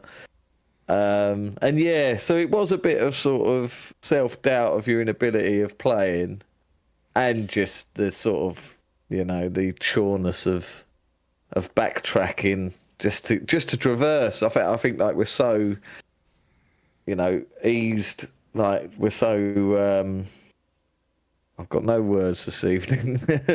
So spoiled. That is exactly the word. Spoiled these days with fast travel points and easy access to where you want to go. When it kicks like this this does sort of carry that fucking the golden generation of hard games that shitter that you didn't have this. I know this was when the internet was around, but the old Nintendo games were all reliant on fucking buying these guidebooks and the Nintendo powers to actually find out how to get through the levels. This still has like elements of that old sort of golden generation. And yeah, it's frustrating, and it's it was a bit of a hindrance towards the end, to be honest. But yeah, I think you're right. I think it is a bit of inability because it's, like I say, the combat, it's serviceable, you know, get through run and gun, but when you compare it to other shooters, it's so remember that locking on just felt clunky, and then when you fire there's like an orb that goes out, and it's not. Obviously they dodge and things. It becomes a bit tricky to like get it get the timing right, and then not get hit yourself. True. That's true. Yeah, tell you what, it has the worst traversal in this game, and there's some areas where you have to do like rope swinging. It's fucking dreadful. I dropped into like fire, into fucking shit or whatever it is. Fell down like so many that I remember there's like this area where you have to climb up this fucking like ship thing, and there's all these tentacles coming out at you. And I think I must have got hit by there just because I mistimed a jump or didn't. And I was like, do you know what? This is getting on my fucking tits. Yeah. So, yeah. I hate those enemies that just appear and disappear. I tell you, the fucking worst cunts are them Metroids, the fucking sucker that just suck onto your screen. Yeah. By the end of them, I was like, I hate this game. Especially when there's a fucking gauntlet of them before a fucking boss room, which is fucking drilling your life tank. Like, I've just got to the third phase of this boss battle, died, and I've got to run through all this toot again. Yeah. What are you thinking? There's some flaws for sure. It's weird because, like, I mentioned the controls earlier, like they are modernised, so it feels just when you're exploring, it does feel good. And there are options, isn't there? So, like for the original thing, which I can imagine on today's controllers with that fucking GameCube controller and all those different buttons you had on there, I'd imagine that's a fucking challenge on its own using them. But yeah, so they definitely modernised it and made it better. So the control structure's fine, but yeah, it just did have a different feel. And yeah, like you say, the lock on that, it was a big thing. It was hard to miss and dodge because you did have like a dodge, didn't you? You could sort of strafe a little bit to each sort of side. But yeah, because like the cover, there's not much cover in the game either. Even though it's quite claustrophobic, you still got wall to wall, so there's nowhere to really run. You just got to fucking blast the fuckers as much as you can. Yeah. And I hope there's a fucking save room about 2 minutes down the road.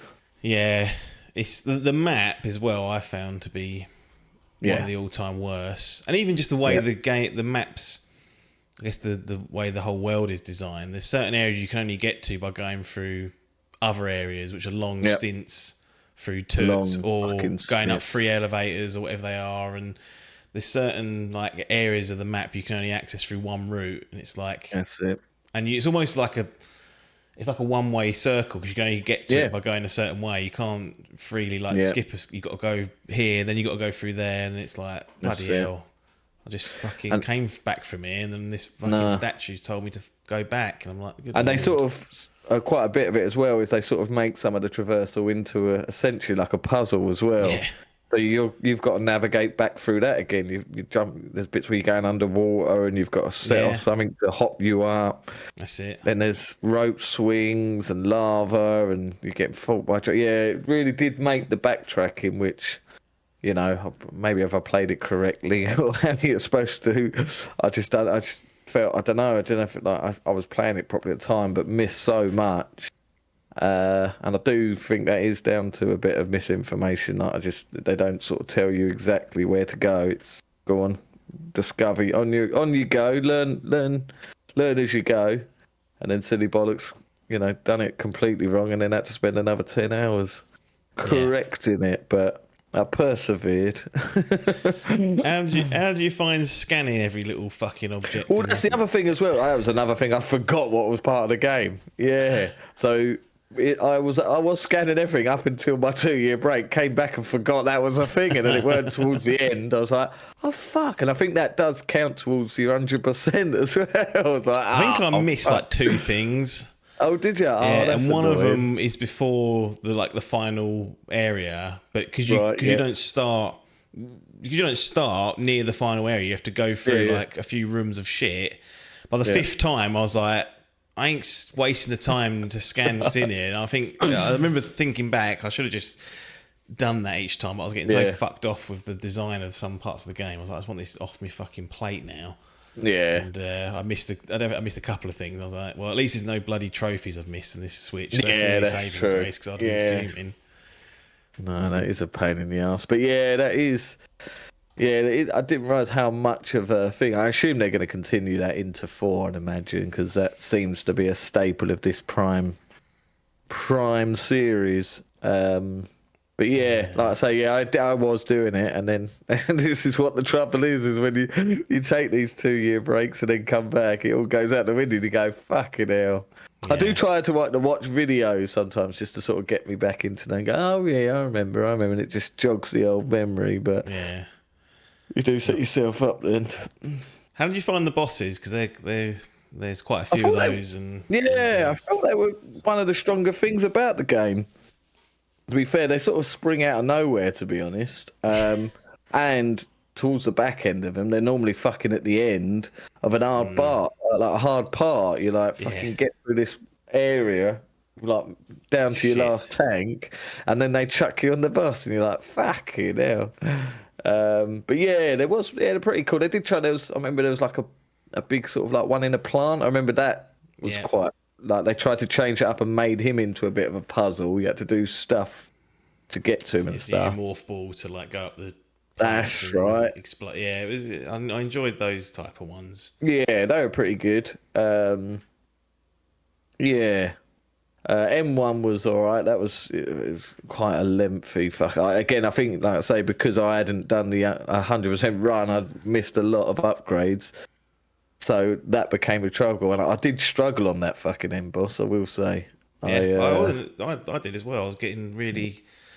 That's when the annoyance of having to go through to get there was really starting to chat my ass. I was like, what have you done that for? Why is there not a save room right outside the fucking door? Exactly that, yeah. And you've got to watch the cutscenes as well, I remember thinking, oh, for fuck's sake. Because the first few times you're sort of figuring out what each phase does, and you might like. This is the same for any boss battle. Like I'm playing Expedition 33 or Clair Obscur, and there's like you can parry and dodge in that, but it's timing based on the enemy attacks, and you spend the first turn or two figuring out what they're doing and trying to you can guess it, but you'll get hurt and likely die. So if you come off the back end of like a lengthy cutscene or a part where it hasn't saved, it can be a stinger. But mostly in that game, it will save before and you can skip the cutscenes. Whereas fucking silly bollocks at Retro went, nah. Just get through that gauntlet each time and then deal with the boss with half tanks. Exactly that, fucking sick. But yeah, no, they were probably one of the standout things for the game, I'd say. The boss battles, it weren't a great deal really from memory. Fair few, I suppose. I suppose it is probably a relatively short game, isn't it? If you're playing it correctly, you can probably get it done in sort of 15 hours ish. I think that's where I was between 15 and 20. I think when I had it done. I didn't really get. Other than like combat wise, I got stuck a few times, but in terms of like puzzles or where to go. Yeah, I got lost a few times, but that was just, because of that fucking map. Yeah. Not figuring out. Once you sort of get your bearings and know where the different areas are. Because, that map you said, it's like, it goes into like a hologram, doesn't it? And you've got like the different islands, essentially. Yeah. But it doesn't tell you which ones are linked, so it's just whatever's next to it. That's the thing. Yes, you can only access certain parts, certain zones, and all it does, doesn't it? Do you remember? It just fucking pings you. Then it goes, oh, there's something in this island in this room, and you're fucking 3 islands up there. You're like, fuck's sake! You can't go directly there. You got to go all through the fucking right systems to get there. Do you think if it had a fast travel, you'd use it? If it was contextualised, absolutely. Yeah. Just to fucking weed out that barrel of shit. Just to go, Because I think they had them in. I think even Super Metroid has certain teleports that you can teleport between. If I remember correctly, I don't know if Dread did. I think it did. Didn't it have like a tram system or something? Yeah. It did. Oh yes, it did. Yeah, that's right. Yes. It did. Yeah. But Prime I'd like to play that doesn't again. have that. You have to run around and deal with it. But no. Yeah, it's definitely got some like old, what I'd call old issues and Yeah, whatnot. yeah. It's old design. Trouble with this is it's become, not it is a people talk about this game like in the conversation for top 10, Mental. most. Yeah, and that's the thing. Once a game gets into that, it's hard to critique it because they're like, Well, you've shit got on to it, go. I say. Teach it a lesson. If you're going to release it in Go- 2023, make sure it's fucking ready. Golden goose.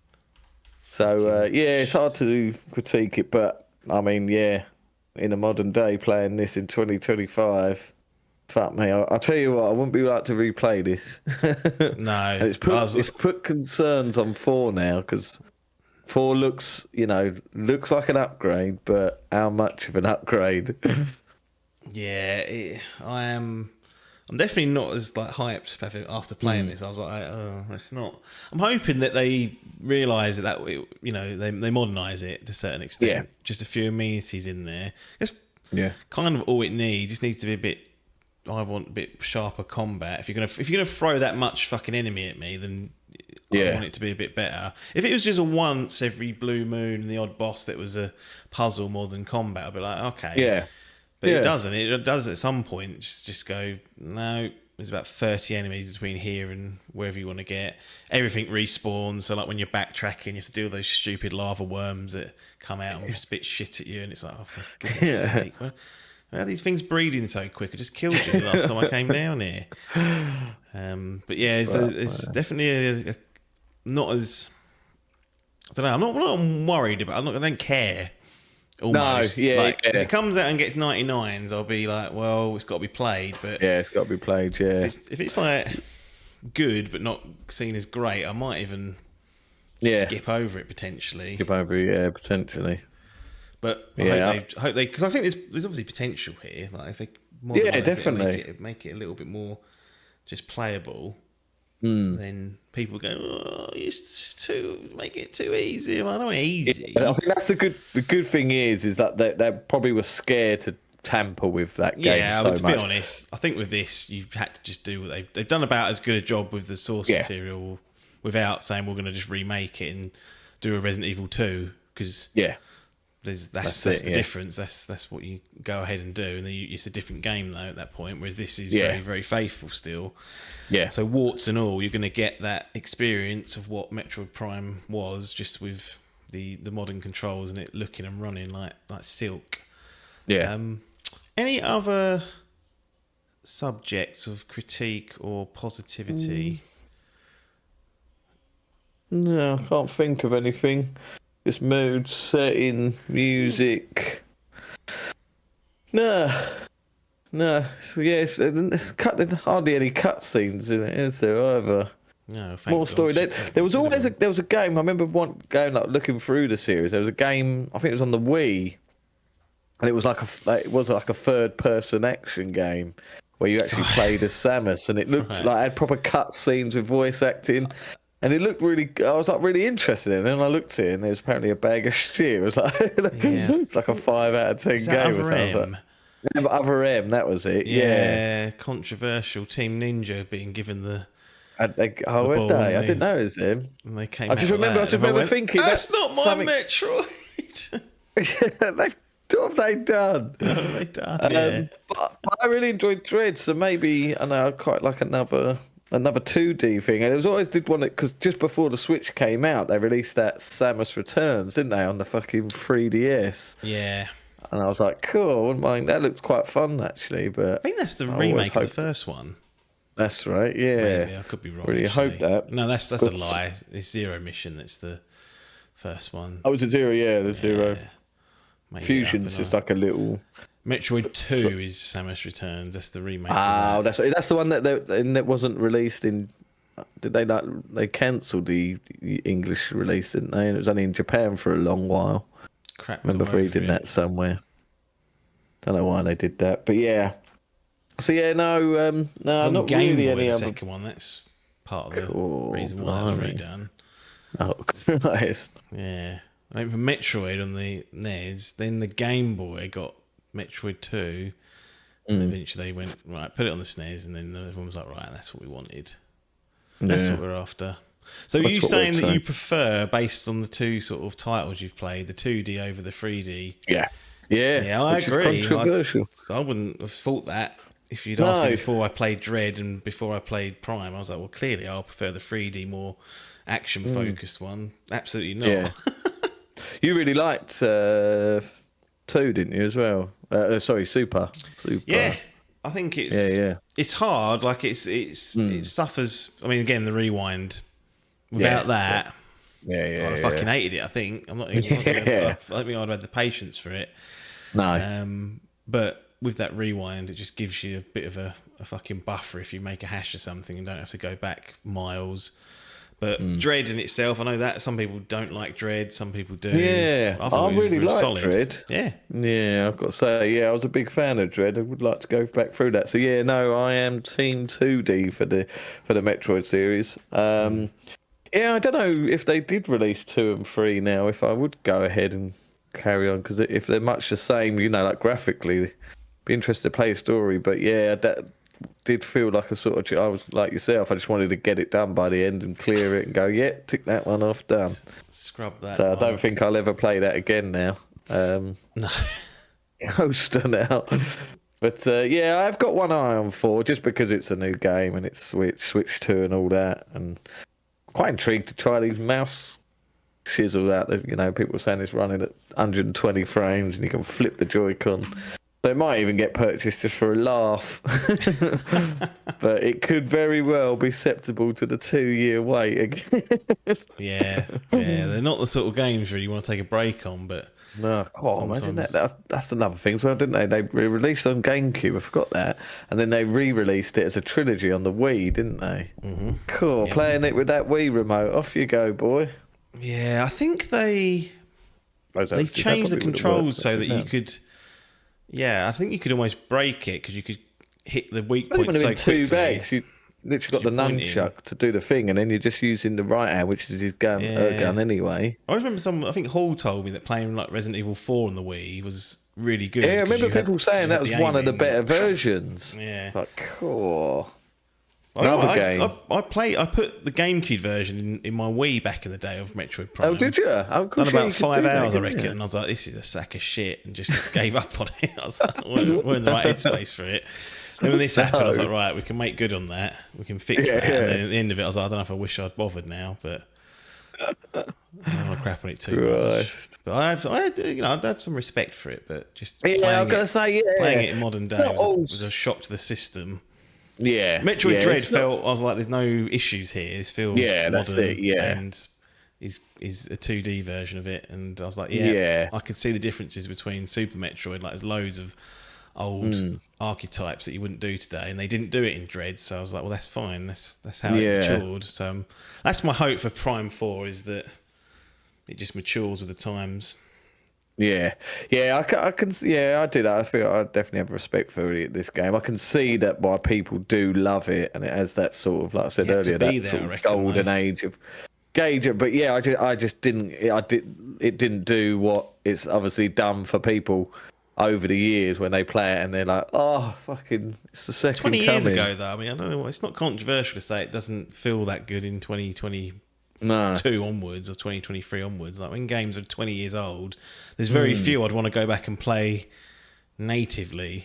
Very few, especially in 3D or first person. Like 2D stuff holds up better. Yeah, oh man, I'm not touching. I can't do it to myself. Nah, Kojima will go mad. But yeah, I mean, it reviewed really well as well, didn't it? Yeah. But again, a lot of that I do wonder how much of that is. Still the slugs in it that are fucking. My childhood's bad. Yeah, fucking shut up. I think it's such a beloved game. People. Let me take that memory away from you, and then put you back on it. You'll go, fucking hell. What's this? It's like Dark Souls. No. Excellent. Right, Metroid Prime Remastered on Switch. What are we doing with this? We've got gallery positions to drop it in. all this self-storage. We didn't have to put it in the botchling bin because you got to it 2 years later. Yeah, got to. Nearly did. Might put a year timer on that, so anything you start and don't finish in a year, true, it goes in the bin until you go back and rectify it. Bloodborne, when did I start that? I started that's in the botchling bin for sure. 2 days after it come out, and I still ain't finished it. Waiting for that fucking remaster.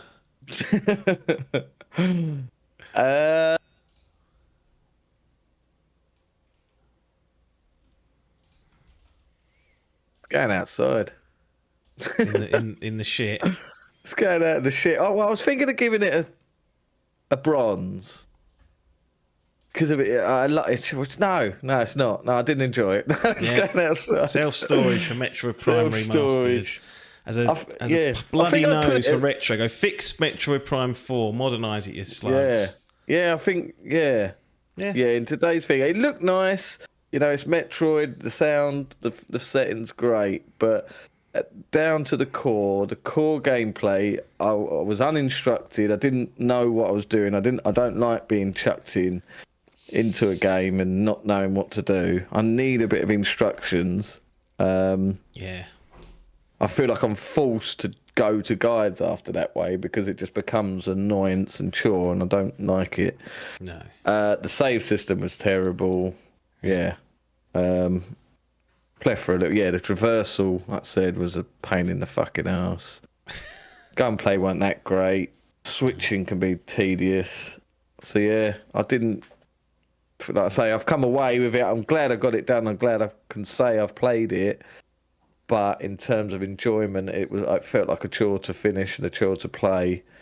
So yeah, I'd recommend people to play it because I can. It's one of those games I can tell.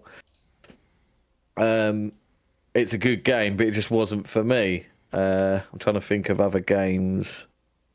Bit not to extent, but like Death Stranding. Like I enjoyed my time with it, but that's not what. Like, I haven't picked up the PlayStation 5 version and gone back through it because I remember at the time. Yeah, 10 hours, easy. There you go. I was thinking about this today. I was like, I really would like to go back through it.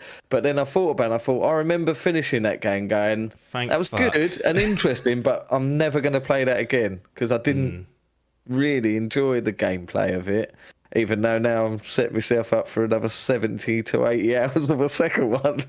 For fuck's sake. Yeah.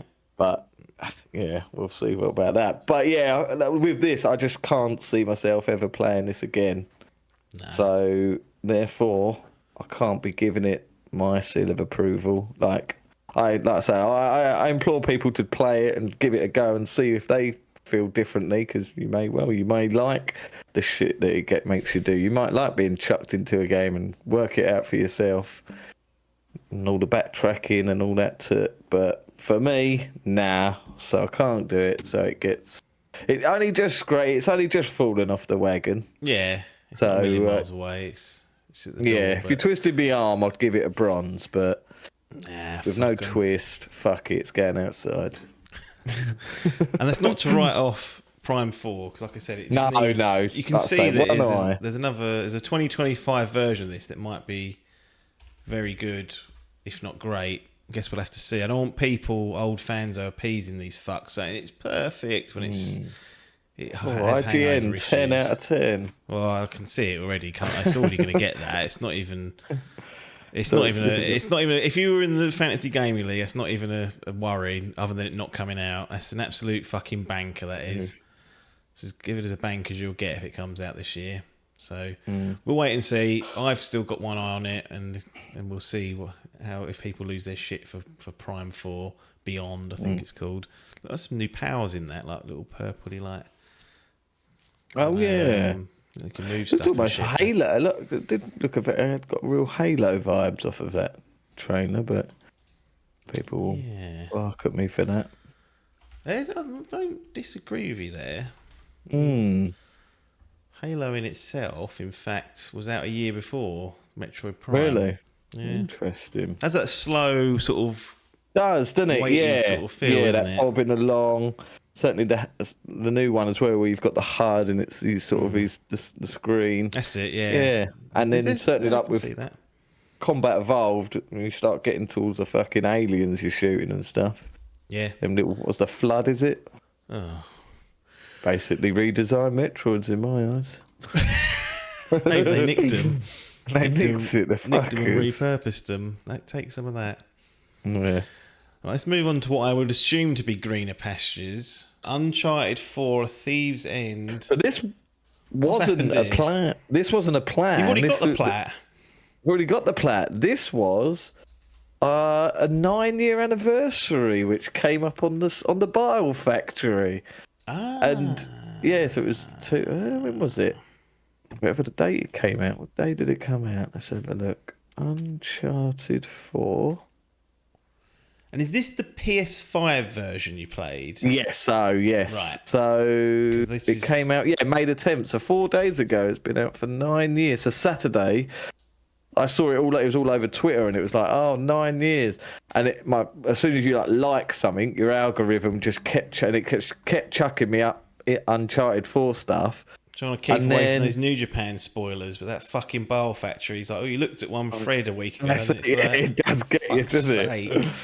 So yeah, just with Clair Obscur Expedition 33 stuff, and I was like, "Fuck off!" I ain't finished. I didn't see anything. There is a way of turning it off, and there you can. If I see something that I'm playing, I like mute or like say don't recommend, and I think it realizes after a time it's like, "Oh, won't be doing that," but I should just not go on it. Yeah, that'd be the easiest way to avoid most of this stuff. Yeah. But so with that, my algorithm started chucking up Uncharted 4 stuff, and again that was it. I think much like that, this came out in 2016. I forgot. So 9 years ago, and I think I got the platinum like within months of playing it, of buying it. So I went through it twice in like a month or so, or whatever. I'll be able to tell you. You unlocked one of those modes where you could slow it down, then so you get through crushing. That's how you get through crushing, yeah. So I haven't done that in this one because this is all. I'll tell you what. So my algorithm was full of the stuff, so I was like, right, and I started seeing some of the set pieces, and I was like, I forgot how fucking fun that game was. I was like, fuck it, now I'll tell you what I'm gonna do. I just got this sudden urge. I was like, right, I'm gonna play it, and I was about to play the PS4 version because I got the disc. And I put it in, and it said like £10 upgrade. And I went, fuck it, go on, I will do that. So I just bought the PS5 is it still upgrade. 30 FPS slot, the original? Do they patch it or not? Yeah, there was no. What's it called? It did have the multiplayer, which has been cut from the PS5 version. But yeah, so just got that £10 upgrade, and it just comes up with it's just there's 120 FPS version, 3 modes now. You got fidelity at 40, which I did play for quite a bit of it. And then performance at 60 and 1080p at 120 FPS. Don't know why you'd need that for this type of game, unless you are playing the multiplayer. But yeah, what was Uncharted 4? So yeah, Uncharted 4. Where are you, you old bastard? I've lost it. There it is. So Uncharted 4, I platinumed it and completed it in a week and 2 days. Blimey. So back in 2016. So I haven't played it for 9 years. I played it twice then, platinumed it, got it, and haven't played it since. So 9 years, and then I thought, fuck it, I'm going to buy it. So yeah, just play through it, and this time hang on. No, that can't be right. Oh, it is. Fucking hell, yeah, it is. I played it in 2 days. That was it. That's a short game, yeah. Fucking hell, yeah. Yeah, first trophy was on the 11th. Completed the game on moderate 12th. 12th, there you go. It's like Christ, so yeah, 2 days. What is it, about 15? Yeah, it's about, what was it, 12 and a half, I think I played. Well, actually, it's actually, I know it's 15 it says on here. 15. Yeah. What's how long to beat? So it probably is shorter than that, really. That's probably good. How long to beat Uncharted 4? I'm sure it's shorter than that, because it is pretty... No, not 2, you twat 4. It is... 15. Oh, bloody hell, yeah, it says 15 hours on how long to beat. Yeah, so... I didn't do any, like, 100% run. Probably something I might do down the line, but because it's just essentially just doing all the same shit that I did before. Well, once you complete it once, then you can unlock. Then you unlock that crushing difficulty, and yeah, you can unlock and have unlimited ammo, slow down, and you can get this gun that's just one shots every enemy. And then there's like a lot of combat things, like you remember there's like a lot of collectibles. But yeah, it was just fun playing through it as well, and it's just made me think now I really want a fifth now. I really want another. This wasn't a platinum time. run. This No. So this is a fresh new PS because it comes with all new trophies. So okay. This was just a normal. I'm going to go through the other one as well because I ain't played that for a long time. Lost Legacy. Lost Legacy. I remember that. Buy that as a collection. I think it's Legacy of Thieves or something. Collection. Yeah, that's what I got. Yeah, so the £10 upgrade gives you that. Yeah, I'm sorry. Uncharted for both of the games. Or... Yeah, for both of them. So I do own both of them on disc. Yeah, but I got I had 4 through the PS Plus, but you don't get the free upgrade for that. So I installed it and I was like, oh, fuck, no, there's no thing. So I uninstalled it, stuck the disc in, then it come up with a £10 upgrade, bought the £10 upgrade, and it comes, like, as long as the Uncharted 4 PS4 discs in, I get access to PS5, Uncharted 4 and Lost Legacy. But yeah, there's no multiplayer. But we did. I remember me and you, we all had a little bash on that multiplayer. It was quite funny. Yeah, it was a horde-based thing, wasn't it? Or there was two. Yeah. There was a versus mode, like a competitive. But I think we used to go in the horde mode. Yeah, it was like quite difficult, didn't it? It was like quite waves of enemy. Yeah, I think it wasn't balanced for less. I think you could have up to 4, and if it was only 3 of us, I think it hurt us slightly, but it wasn't easy. It's like just getting all the skins and fucking about and. Yeah, I enjoyed it. I don't know if I'd ever bother booting that up again had it been there. I've got to say, I still fucking love it. I sort of forgot how good it was, and like, it is quite short, like 15 hours. I think I did literally smash it out in 2 days. Oh, sorry, I was talking about the multiplayer mode. I absolutely want to play Uncharted 4 and Lost Legacy again. There's the 100%. Yeah. Oh, sorry, the multiplayer. Yeah. I don't even know if I'll be able to go back on the. Is it still on? It's still even open. Might be wipe those servers clean. But yeah, no. So I didn't have this. So yeah, just played through. Like I say, I was switching between modes with the old fidelity and thing. It weren't really much of a difference, to be fair. Just once you go 60, this was another 30 FPS slopper to start with. Yeah, wasn't it? I remember that. Yeah. When the PS4 Pro come out, I was like, oh, we'll get a 60 FPS version of that, and I was like, nope. 1440p upscaled now, and I was like, for fuck's sake. Absolutely. One thing I forgot about this as well was co-directed by that Straley who did Last of Us. Yeah. So he did this, and then he got cut out of this and chucked out of Last of Us 2. I really want to know what happened there. I was like reading about it. He said he left due to like he was burnt out and that. But I wonder if he had because he started up a new company now, isn't he? In 2021, but he ain't made a new game yet. They never do, these people. I thought he was going to be like he's going to be like Merchant and Gervais. But once they make stuff after that, we ain't going to be the must. But yeah, so just whip through this, and yeah, it's just it is it's in my top 10 definitely. I'd say I don't know where, but there's so many games now, but it's definitely high up, and it's just. I don't know. I actually love anything them fuckers make now. Yeah. I mean, even this intergalactic. Yeah, I can't wait for that. Yeah, she was in the last episode, wasn't she? Yeah. Nora. But yeah, so rip through this, just like the set pieces again. It still holds up. Like it's incredible. Interesting. I was wondering about that because it has been. Has it been 10 years? Yeah. Not quite. Yeah, well, not 9, 20, sorry. Yeah, 9 years. Yeah, 9 years. 2016. So yeah, it still holds up. Yeah. Like even again, I only played through it once and then dropped it. I was like, I'll go back through that one year. You got to play it as well, didn't you? No, I didn't because I was like, when I replay it, I'll do it. And then it was PS4 version, PS4 Pro, 60 FPS, and that didn't happen. I was like, And then by that time, it was like, time to start up for the PS5. Oh, so yeah. I'll probably just upgrade my. In fact, I don't even know if I've got it because I would have had it on disc back in the day. Oh, cool, sure. Okay, now. You had the. Did you buy the special edition? Because you had that big Drake statue, didn't you? Yeah. Oh, yeah, I did. Yeah. Drake. I kept saying as well. I was like Drake's. I remember that's what fucking Biff used to call it. Drake's. Yeah. But yeah, it really does still hold up. Like the set pieces in this are incredible. Yeah. It's so, especially like playing.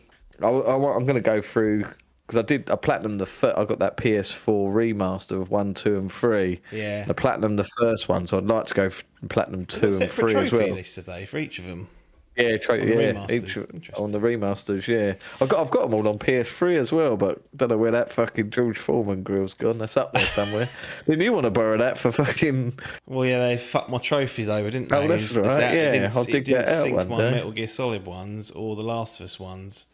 Oh, but I don't know if I can go back through those old sloppers. Get back on that. I want to just put them on and then just see if it syncs. Even. Yeah, but that's true. I haven't got the save anymore, so there's no reason why it would. No, that's true. But I could whip through Last of Us Part 1 pretty quickly, like 10 hours. Yeah, that's easy. I just want there to be a trophy of saying it was finished. Yeah, like because I've got on there. It's like there's one trophy that you can't. I think it's crafting every object in the game. I was like, well, oh yeah. And there's no other trophy on there. I'm like, well, that's impossible because the game has story-based ones that happened well before that. So I don't know what those servers were doing. Same with Metal Gear Solid 4. It's got like, a trophy on there for completing Chapter 3, but none of the others. Oh, really? Like, Nothing else? Fucking hell. When I played that, there weren't such things. They weren't even a thing. I wish they'd left it like that because I wouldn't have to. And that'll be the hard one to go and play. That old. Oh yeah, that was quite a long game as well, wasn't it? 60-hour cutscenes to deal with. Yeah. Oh god, yeah. There is one that's like 2 hours long, isn't there? There is. Incredible. I don't know if you can even pause them on that. I hope you can. No rest mode though, just to leave it and come back to it. So at some point before I turn this off, it's going to have to come back. So that is a project later on down the line. But yeah, again, this just holds up. Phenomenal, fucking brilliant game. It's really fun playing Last of Us Part 2 and this. Did it feel older or not as? No, it didn't. To be fair, still held up even against. It still holds up, yeah. Because you can do so much with it, like, and because you got that grappling hook as well. So, and there's so much shit you can miss as well. I saw like fucking treasures that you have to find. I could see them, and I still couldn't work out how to get to it. So I missed a lot. I was like, oh, for fuck's sake! But no, it does, and it's got those, like I say, that Madagascar area where you go off, and it's basically like the Seattle Day 2. But you've got like this. When you're on the boat as well, and you can go to different islands and stuff. So there's a few of them. You really can tell. I mean, it's always been a Naughty Dog game, but you can really tell it's got that fucking Druckmann, like the DNA of Last of Us. You can really feel it in this game, especially like, but yeah, phenomenal again. Like, I really struggle to, critique this game. It's so just neat. shit all over one of the all-time greats of Metroid Prime. And Metroid Prime. Two Naughty Dog slops come in, they walk into platinums. It's incredible. No, it's hard, like you say. Everything just still feels like the melee combat, like the way that enemies attack you, and you sort of fight them off with triangle, fire them. The way, like even down to when you knock someone out, and the animation of them dropping their gun to fly in the air, and you'll catch it. That's it. Yes, little shit like that, or. When you're on a boat, or you're in the car and you drive through a waterfall, and everyone gets wet, and they'll comment on it.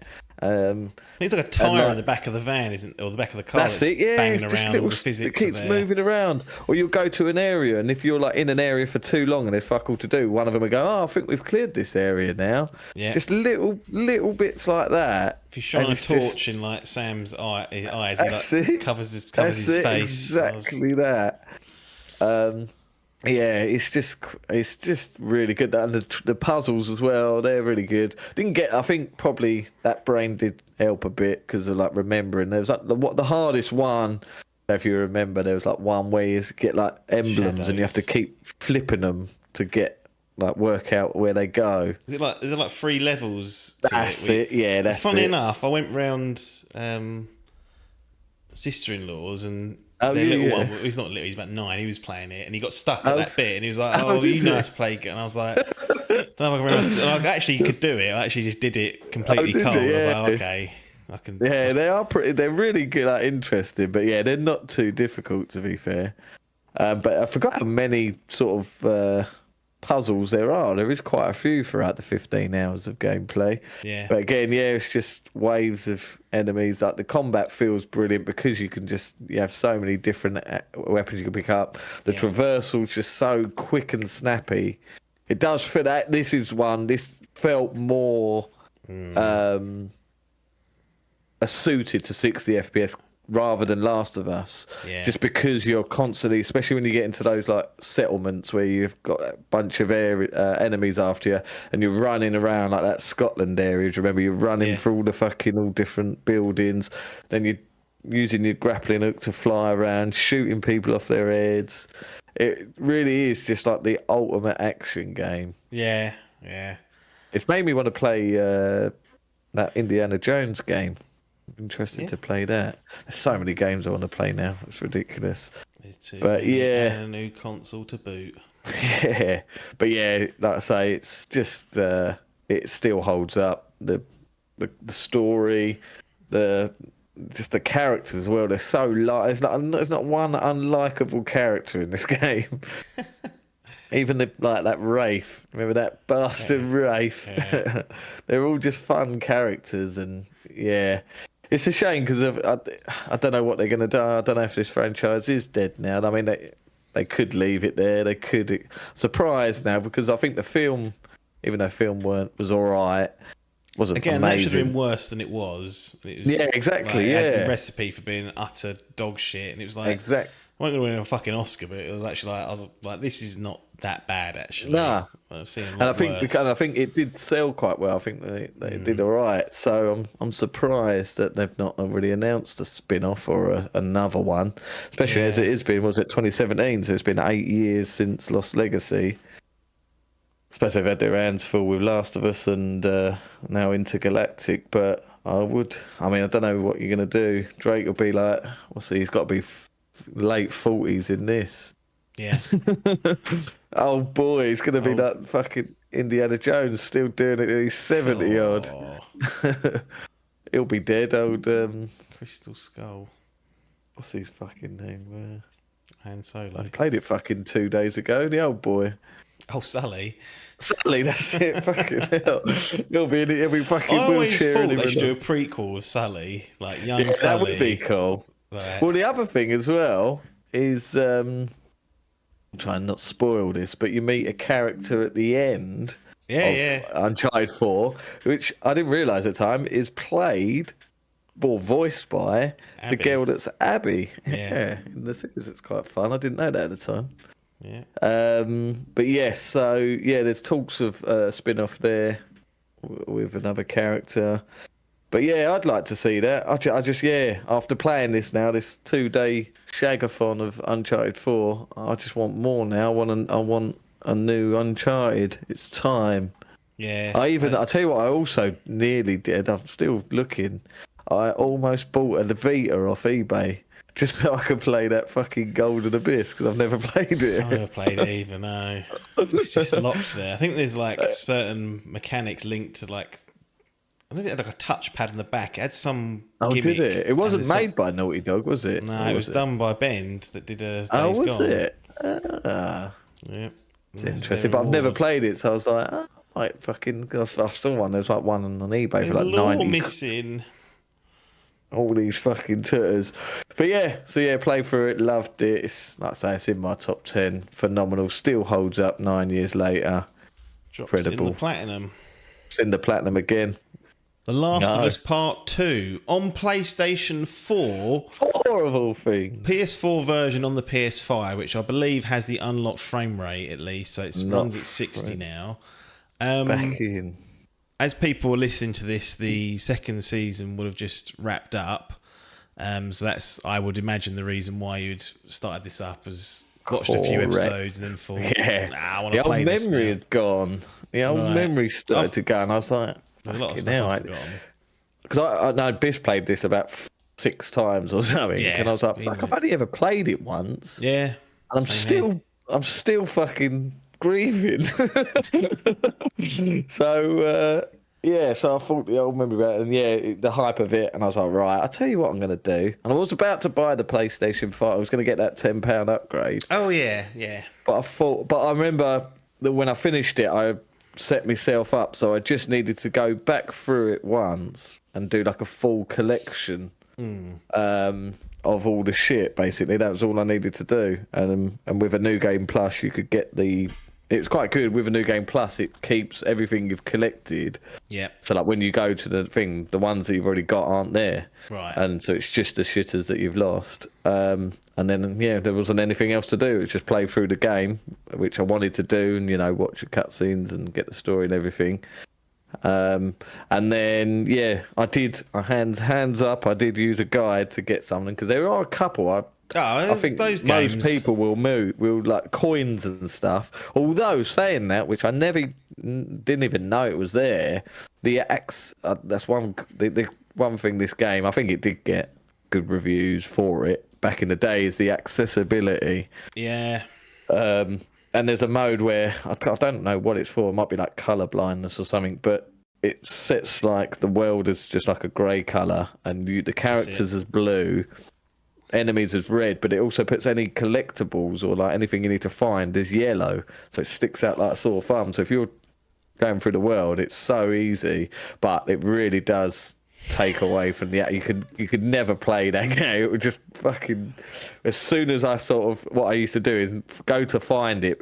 It's brilliant. You just literally rub your thumb across the touchpad, and it flicks it on, and then do it again. It flicks it off. So I'd go to the area of where it was, flick it on, see it's there, and flick it off because. It really does take you out of. If you're shitting yourself, you're going through an area, especially through them fucking stalkers. Flick that on, mate. You feel fine. But the second you flick it off, you're back in the shit again. Can you see through walls and stuff when it's flicked on? Like, can you see the enemies? Yes, you can. Sorry, yeah. So it's basically like an red. Basically, they're just in red, aren't they? Like the hearing the texture. That's it. It's like having the extended hearing, like what you can do, which you don't get in grounded mode. Not that I played it in that, but no chance. I don't think Biff's done the second one in grounded. I know he's done the first one a few times. He's chuffed. But that first one thing I forgot how fucking long that second one is. It's an absolute beast compared to the first. I think the first is like 13 hours, if that. Well, this is I think 25, maybe more. 25 to 30. Yeah, I think the first playthrough was about 35 hours, I think I took. This one was about 20... Hold on, I read it down.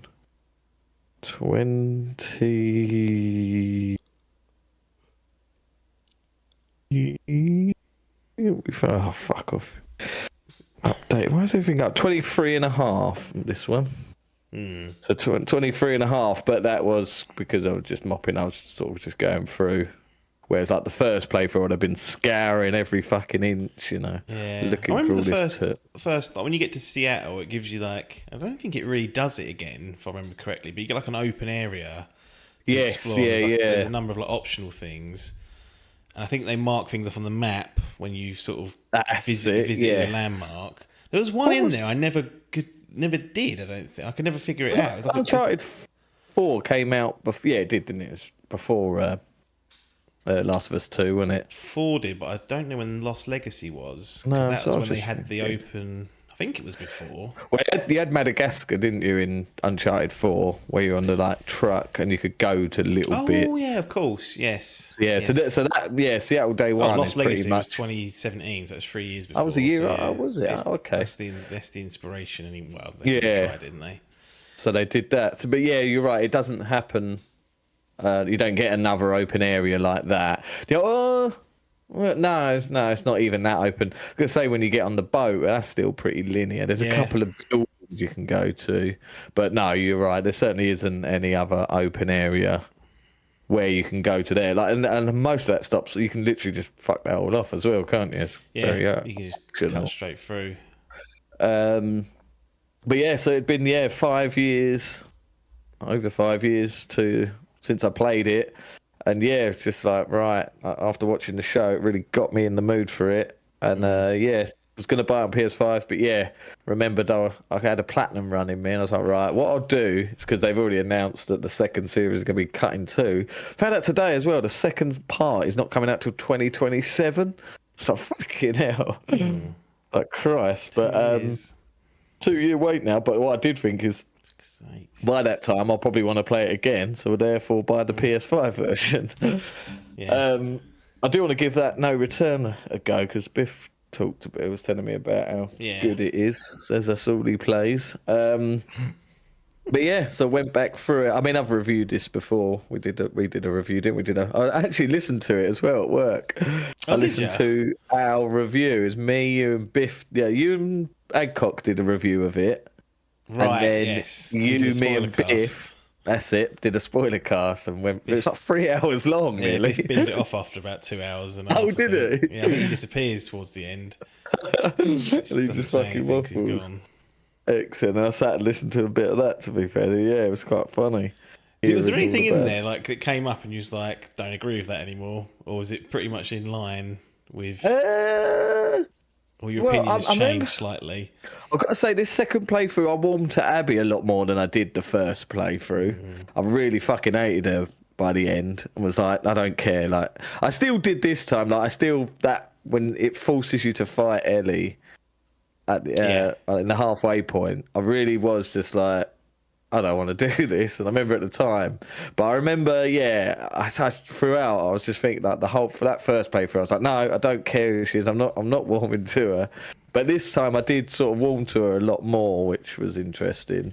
But other opinions, no. I mean, I'm still, like I said in that review, that I still prefer the first game to this, and I do still stick by that. I do prefer that as a smaller. And although, like, you know, in terms of gameplay, this game is so much better. Yeah, it is a massive step up. Yeah, really is. A lot of people do sort of slag Last of Us off for its gameplay in the first one, but yeah, this one, it is really good. So yeah, no, it didn't really change much, to be honest. I think, I still think it's just good. It's just because sort of the only trouble is it loses its shock value because you obviously know what's coming and you're sort of setting yourself up. So it is like a different playthrough, but you do sort of look into it and realise the sort of greatness of what it does and how bold. Think when I go for it the second time, I'll enjoy it more from that perspective. Have you only ever played it once as well? I've only ever played it once, yeah. Yeah. No, because I also know the layout and what happens, so that's not really no, exactly. Jarred by I remember what the game decides to do. I remember I took a fucking edible before watching his head get caved in, and I remember that like for like another like 5 days after that, it really sat with me and was like I was proper like mourning. I was like. Felt like I'd lost someone. I remember just being like, fuck, I've never felt like this over like a fictional character. So like I say, that is stripped away. But yeah, you certainly the way you view it is more. It's not more of a critique, but I don't know. It's more of just like you know what they're going for, and you can just see. I don't know. It's just because you've had time to dwell on it, and I don't know much. Like I don't know if you did what I did, but I did watch like a lot of interviews with like Druckmann and all that, explaining his decisions, and I watched the documentary Grounded. They had the second game and stuff, and that really does sort of help. But it was just just enjoyed playing it as just like a story. Not having the sort of, like, because I remember back then playing it as well. A lot of it was like, I just want to get this done so it's not spoiled for me because there were so many spoilers and leaks and stuff. Don't know how the fuck I didn't get spoiled. That. Like, I remember I talk about it in a fucking thing. It weren't too bad. It was obviously I'm going to have to spoil stuff here, but the game's out, the series is out there. I remember. I didn't know about any of the deaths or anything, but there was like the scene where Ellie talks to Joel and says like confronts him about what he did at the end or in line. And I remember I went on YouTube and there was like a game is that Playground or something? Players Playground. That was it, is that? And he put it on there and it was just on his fucking thumbnail was like Ellie confronts Joel. I was like, that was the only thing that got me. But so it's nice just to sort of play it, even though it is still such a harrowing game. Yeah. It is. It's not comfortable to No, it's not at all. No. It's not fucking joyful Mario. I tell you, The only thing it is though, but then this doesn't seem to. I was talking to Biff about this. It hasn't. It's the reverse on him. It has hindered my views on the TV series. I just can't get on with Ellie. But I just can't. I just feel like she's too different to the Ellie in the game. Yeah. And I know that's what they're going for as well. They're trying to make it separate, but it's difficult because the story is still the same. So they've still got the main story, and I know they're trying to change it, but the main crux of the story is flowing exactly the same. And I said this to Biff. I said, the difficult thing I find is when you've got a visual representation already. I think if Last of Us was a book, I wouldn't have this problem. But because I've got a picture of Eddie and I know what Eddie looks like and I know how she acts, the way that Bella Ramsey's acting and the way she looks, it's just I just can't get on with it. But he's saying he's warming to her and quite likes it. But I don't know. Yeah, I think that's why I haven't done it so close, because I was thinking just need to give each of its own room. Because I think there will be there will be differences and nuances and whatnot. Yeah, and I wonder whether the Ellie thing is deliberate for the show, because I had the same problem. I think it is a bit of a problem. I mean, playing it the first time, I still had blood rage and wanted the vengeance, and the game is not really. No, it's kind of not about that to a certain extent. It's to show different perspectives, and I think at the end it wants you to be like, okay, maybe we should knock this on the head. And I wonder whether making Ellie a little bit less sympathetic in the show is so that when we get the perspective of Abby, people will be like, Ellie's been an annoying bitch. And then it's like, okay, I can warm up to Abby a bit more. Yeah, that is. I never really thought of it about that. It could very well be there. Or it could just be that Bella Ramsey people just don't like it. I'll tell you what, one of the biggest things in that TV show, if they've made Dina too fit. She is insane, that girl. And it's my brain's just like, well, she'd never end up with her. That's just ridiculous. But What's going on here? But she's got Jesse in the fucking back pocket if she wants that. Exactly. He's a hunk of a lad, in game and TV show. Yeah, unbelievable. But so I've got to say, it probably has hindered that. But my love for that game, it still continues. It is a phenomenal game. It's the way it still holds. Like I said, I looked at the PS5 version, and it's not much. There's very, very minimal upgrades in terms of looks. It is just a frame rate boost and that no return mode. Yeah, that no return mode. So that's why I think, because I knew they had that 60 FPS. I forgot that I would have played through as well in 2020 in 30 FPS. Did it feel? I mean, obviously it's hard to gauge because it's been so long, but was it? Did you think, this is much better, or was it just? Yeah, it did feel a lot better, especially like when you get to them like areas like Hillcrest and stuff. Yeah. So a lot of it is reaction based. You got them woofers. I mean, it's still to this day putting them down are horrible. My next playthrough is going to be no woofers. No woofer, just let them bite you. Other than the force. Just sneak through the level. Yeah, well, that's the aim. Before I was just like, because again, I didn't want to spend too much time in case someone dropped the fucking spoiler. So I was fucking Molotoving them, doing all sorts of horrible shit.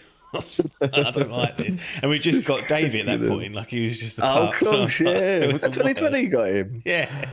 Oh, was it? Oh, bless him. So I was playing it as we got him like a week later. So I was sort of, when I was meant to be looking after him, I'd wait for him to fall asleep and then quickly sneak in and get like 20 minutes before he'd get up. Molotoving dogs. Yeah. I was like, oh, dear. This is not good. But nice to play it without having that in the back of my mind. Yeah.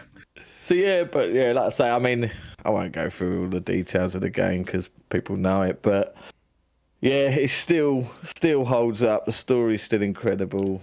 The graphics, like I say, it's PS4, but PS4, so it's late PS4, so it's one of the best looking ones. So you get the 4K facial animations are like insane. That's it, brilliant. Just even stuff like I forgot you had the rope as well, didn't you? Oh yeah, you have to use to traverse. I feel they could have done more with that. Again, it's like one of those things you sort of use. I remember earlier, there's a puzzle you use it for, like throwing it over Is there? I can't That's it. remember The if you use gate. Remember the gate? There was you Yeah. had like the power cord, didn't you? That's Use it for it. that. That's it. The power cords, and it uses that sort of physics, doesn't it? That's it, yeah. And then there was a bit where you're in like the supermarket, I think you have to do, and you have to use it to traverse out of the supermarket. But other than that, there's not a great deal. Should be able to use it as I was a like, weapon. we're going to be or something. rappelling down all sorts of shit. Going, Yeah. like, there wasn't much of that. I still think they could do more with infected and human enemies in one area. They do it a few more Yes. times. Because I think That's right. in the first game, it's not really there at all, other than Left Behind. That's true, yeah. That's the first time you kind of do it, and then in this one, there's a couple of scenarios where you can kind of pit them against each other and thin out the. Yeah, but I'd love the to see hordes as well. There's only, so you had the bit at the beginning where you're playing as Abby, didn't you? Yeah. Have the horde chase where she goes through the fence, and then there's a little bit at the end of the train section where you go down into that what we've just had in the TV series.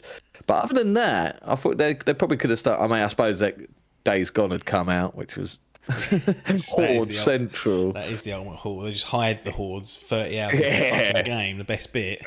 That fucking, what was that chainsaw meal place at the end? You had to fucking have that beast. Oh, God. Took ages that did, didn't it? But yeah, I mean, like I say, it's still phenomenal, this game. It's just nice playing it with a different mindset and sort of, having 5 years to stew on it. And like I say, with the hype of the TV show, although, like I say, that probably has hindrance me now because I'm comparing every last little section to it. But yeah, it's not. I tell you this as well, like little bits, like with Isaac. It's so minimal in the game, and it's so good to see. Like in that's what I love about this. The best thing about this TV show is that they're fleshing out little minimal characters, and you don't have to follow characters' perspectives. Exactly, whatever.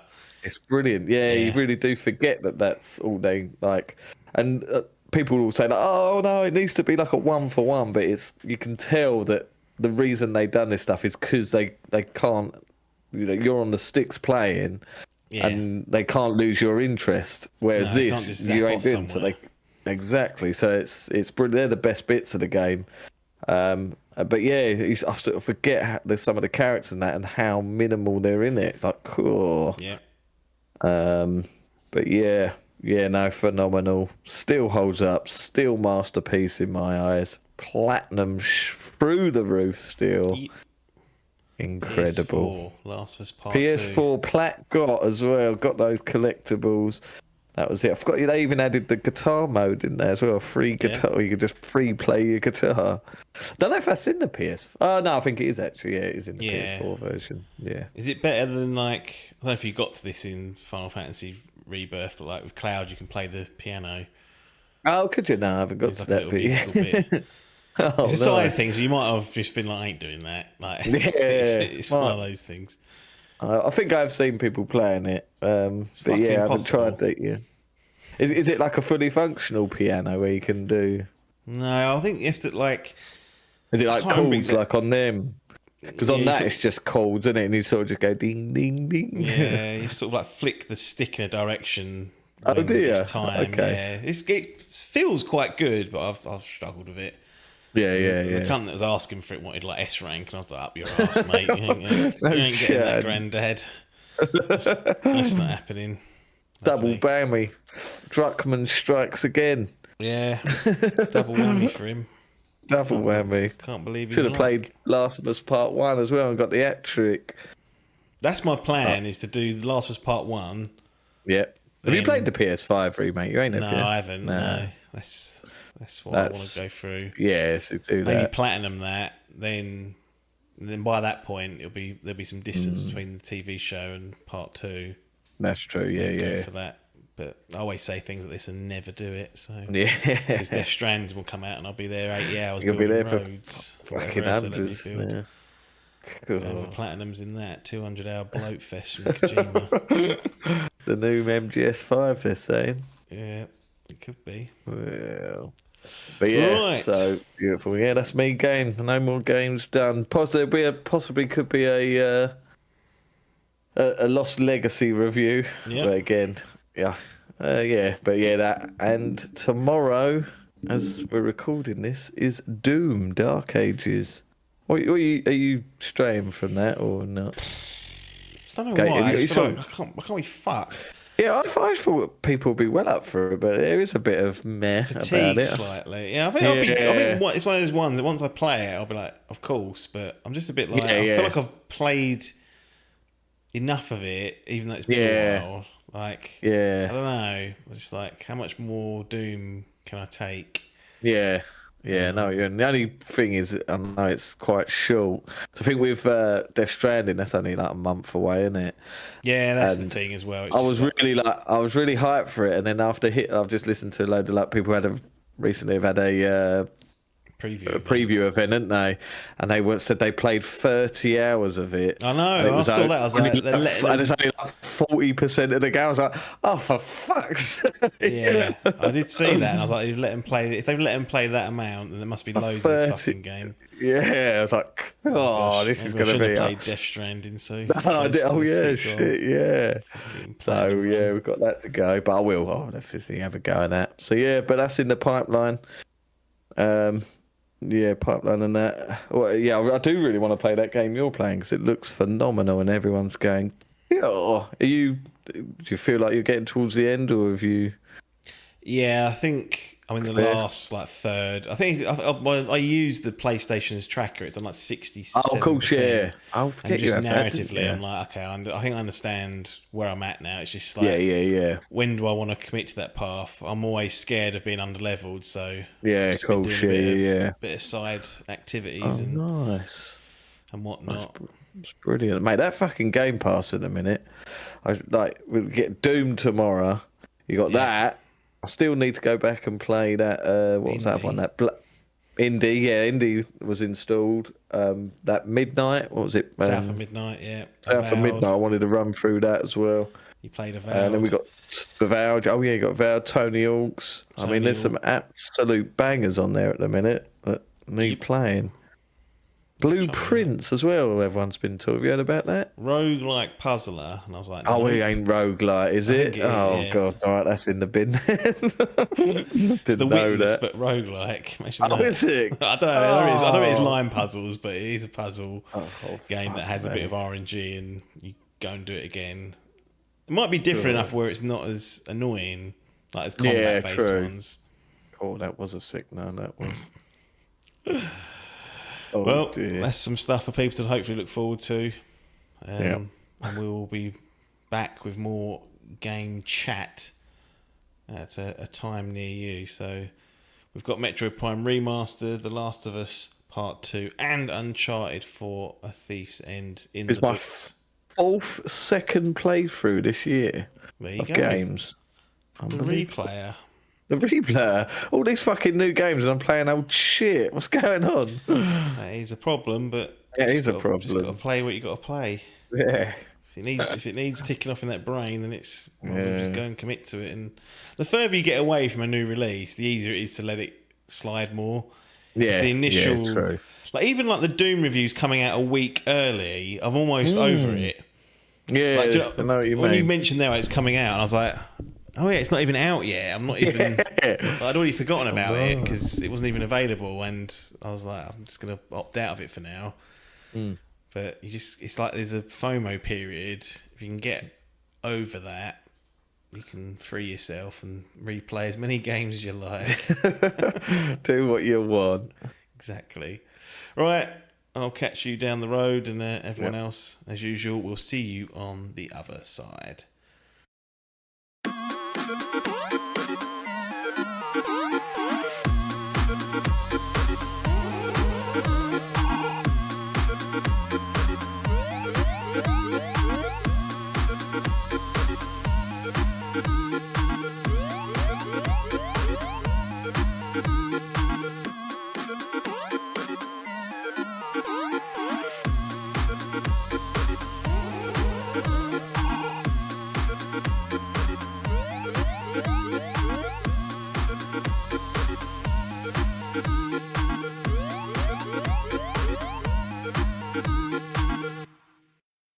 This was a Dimp Digital production.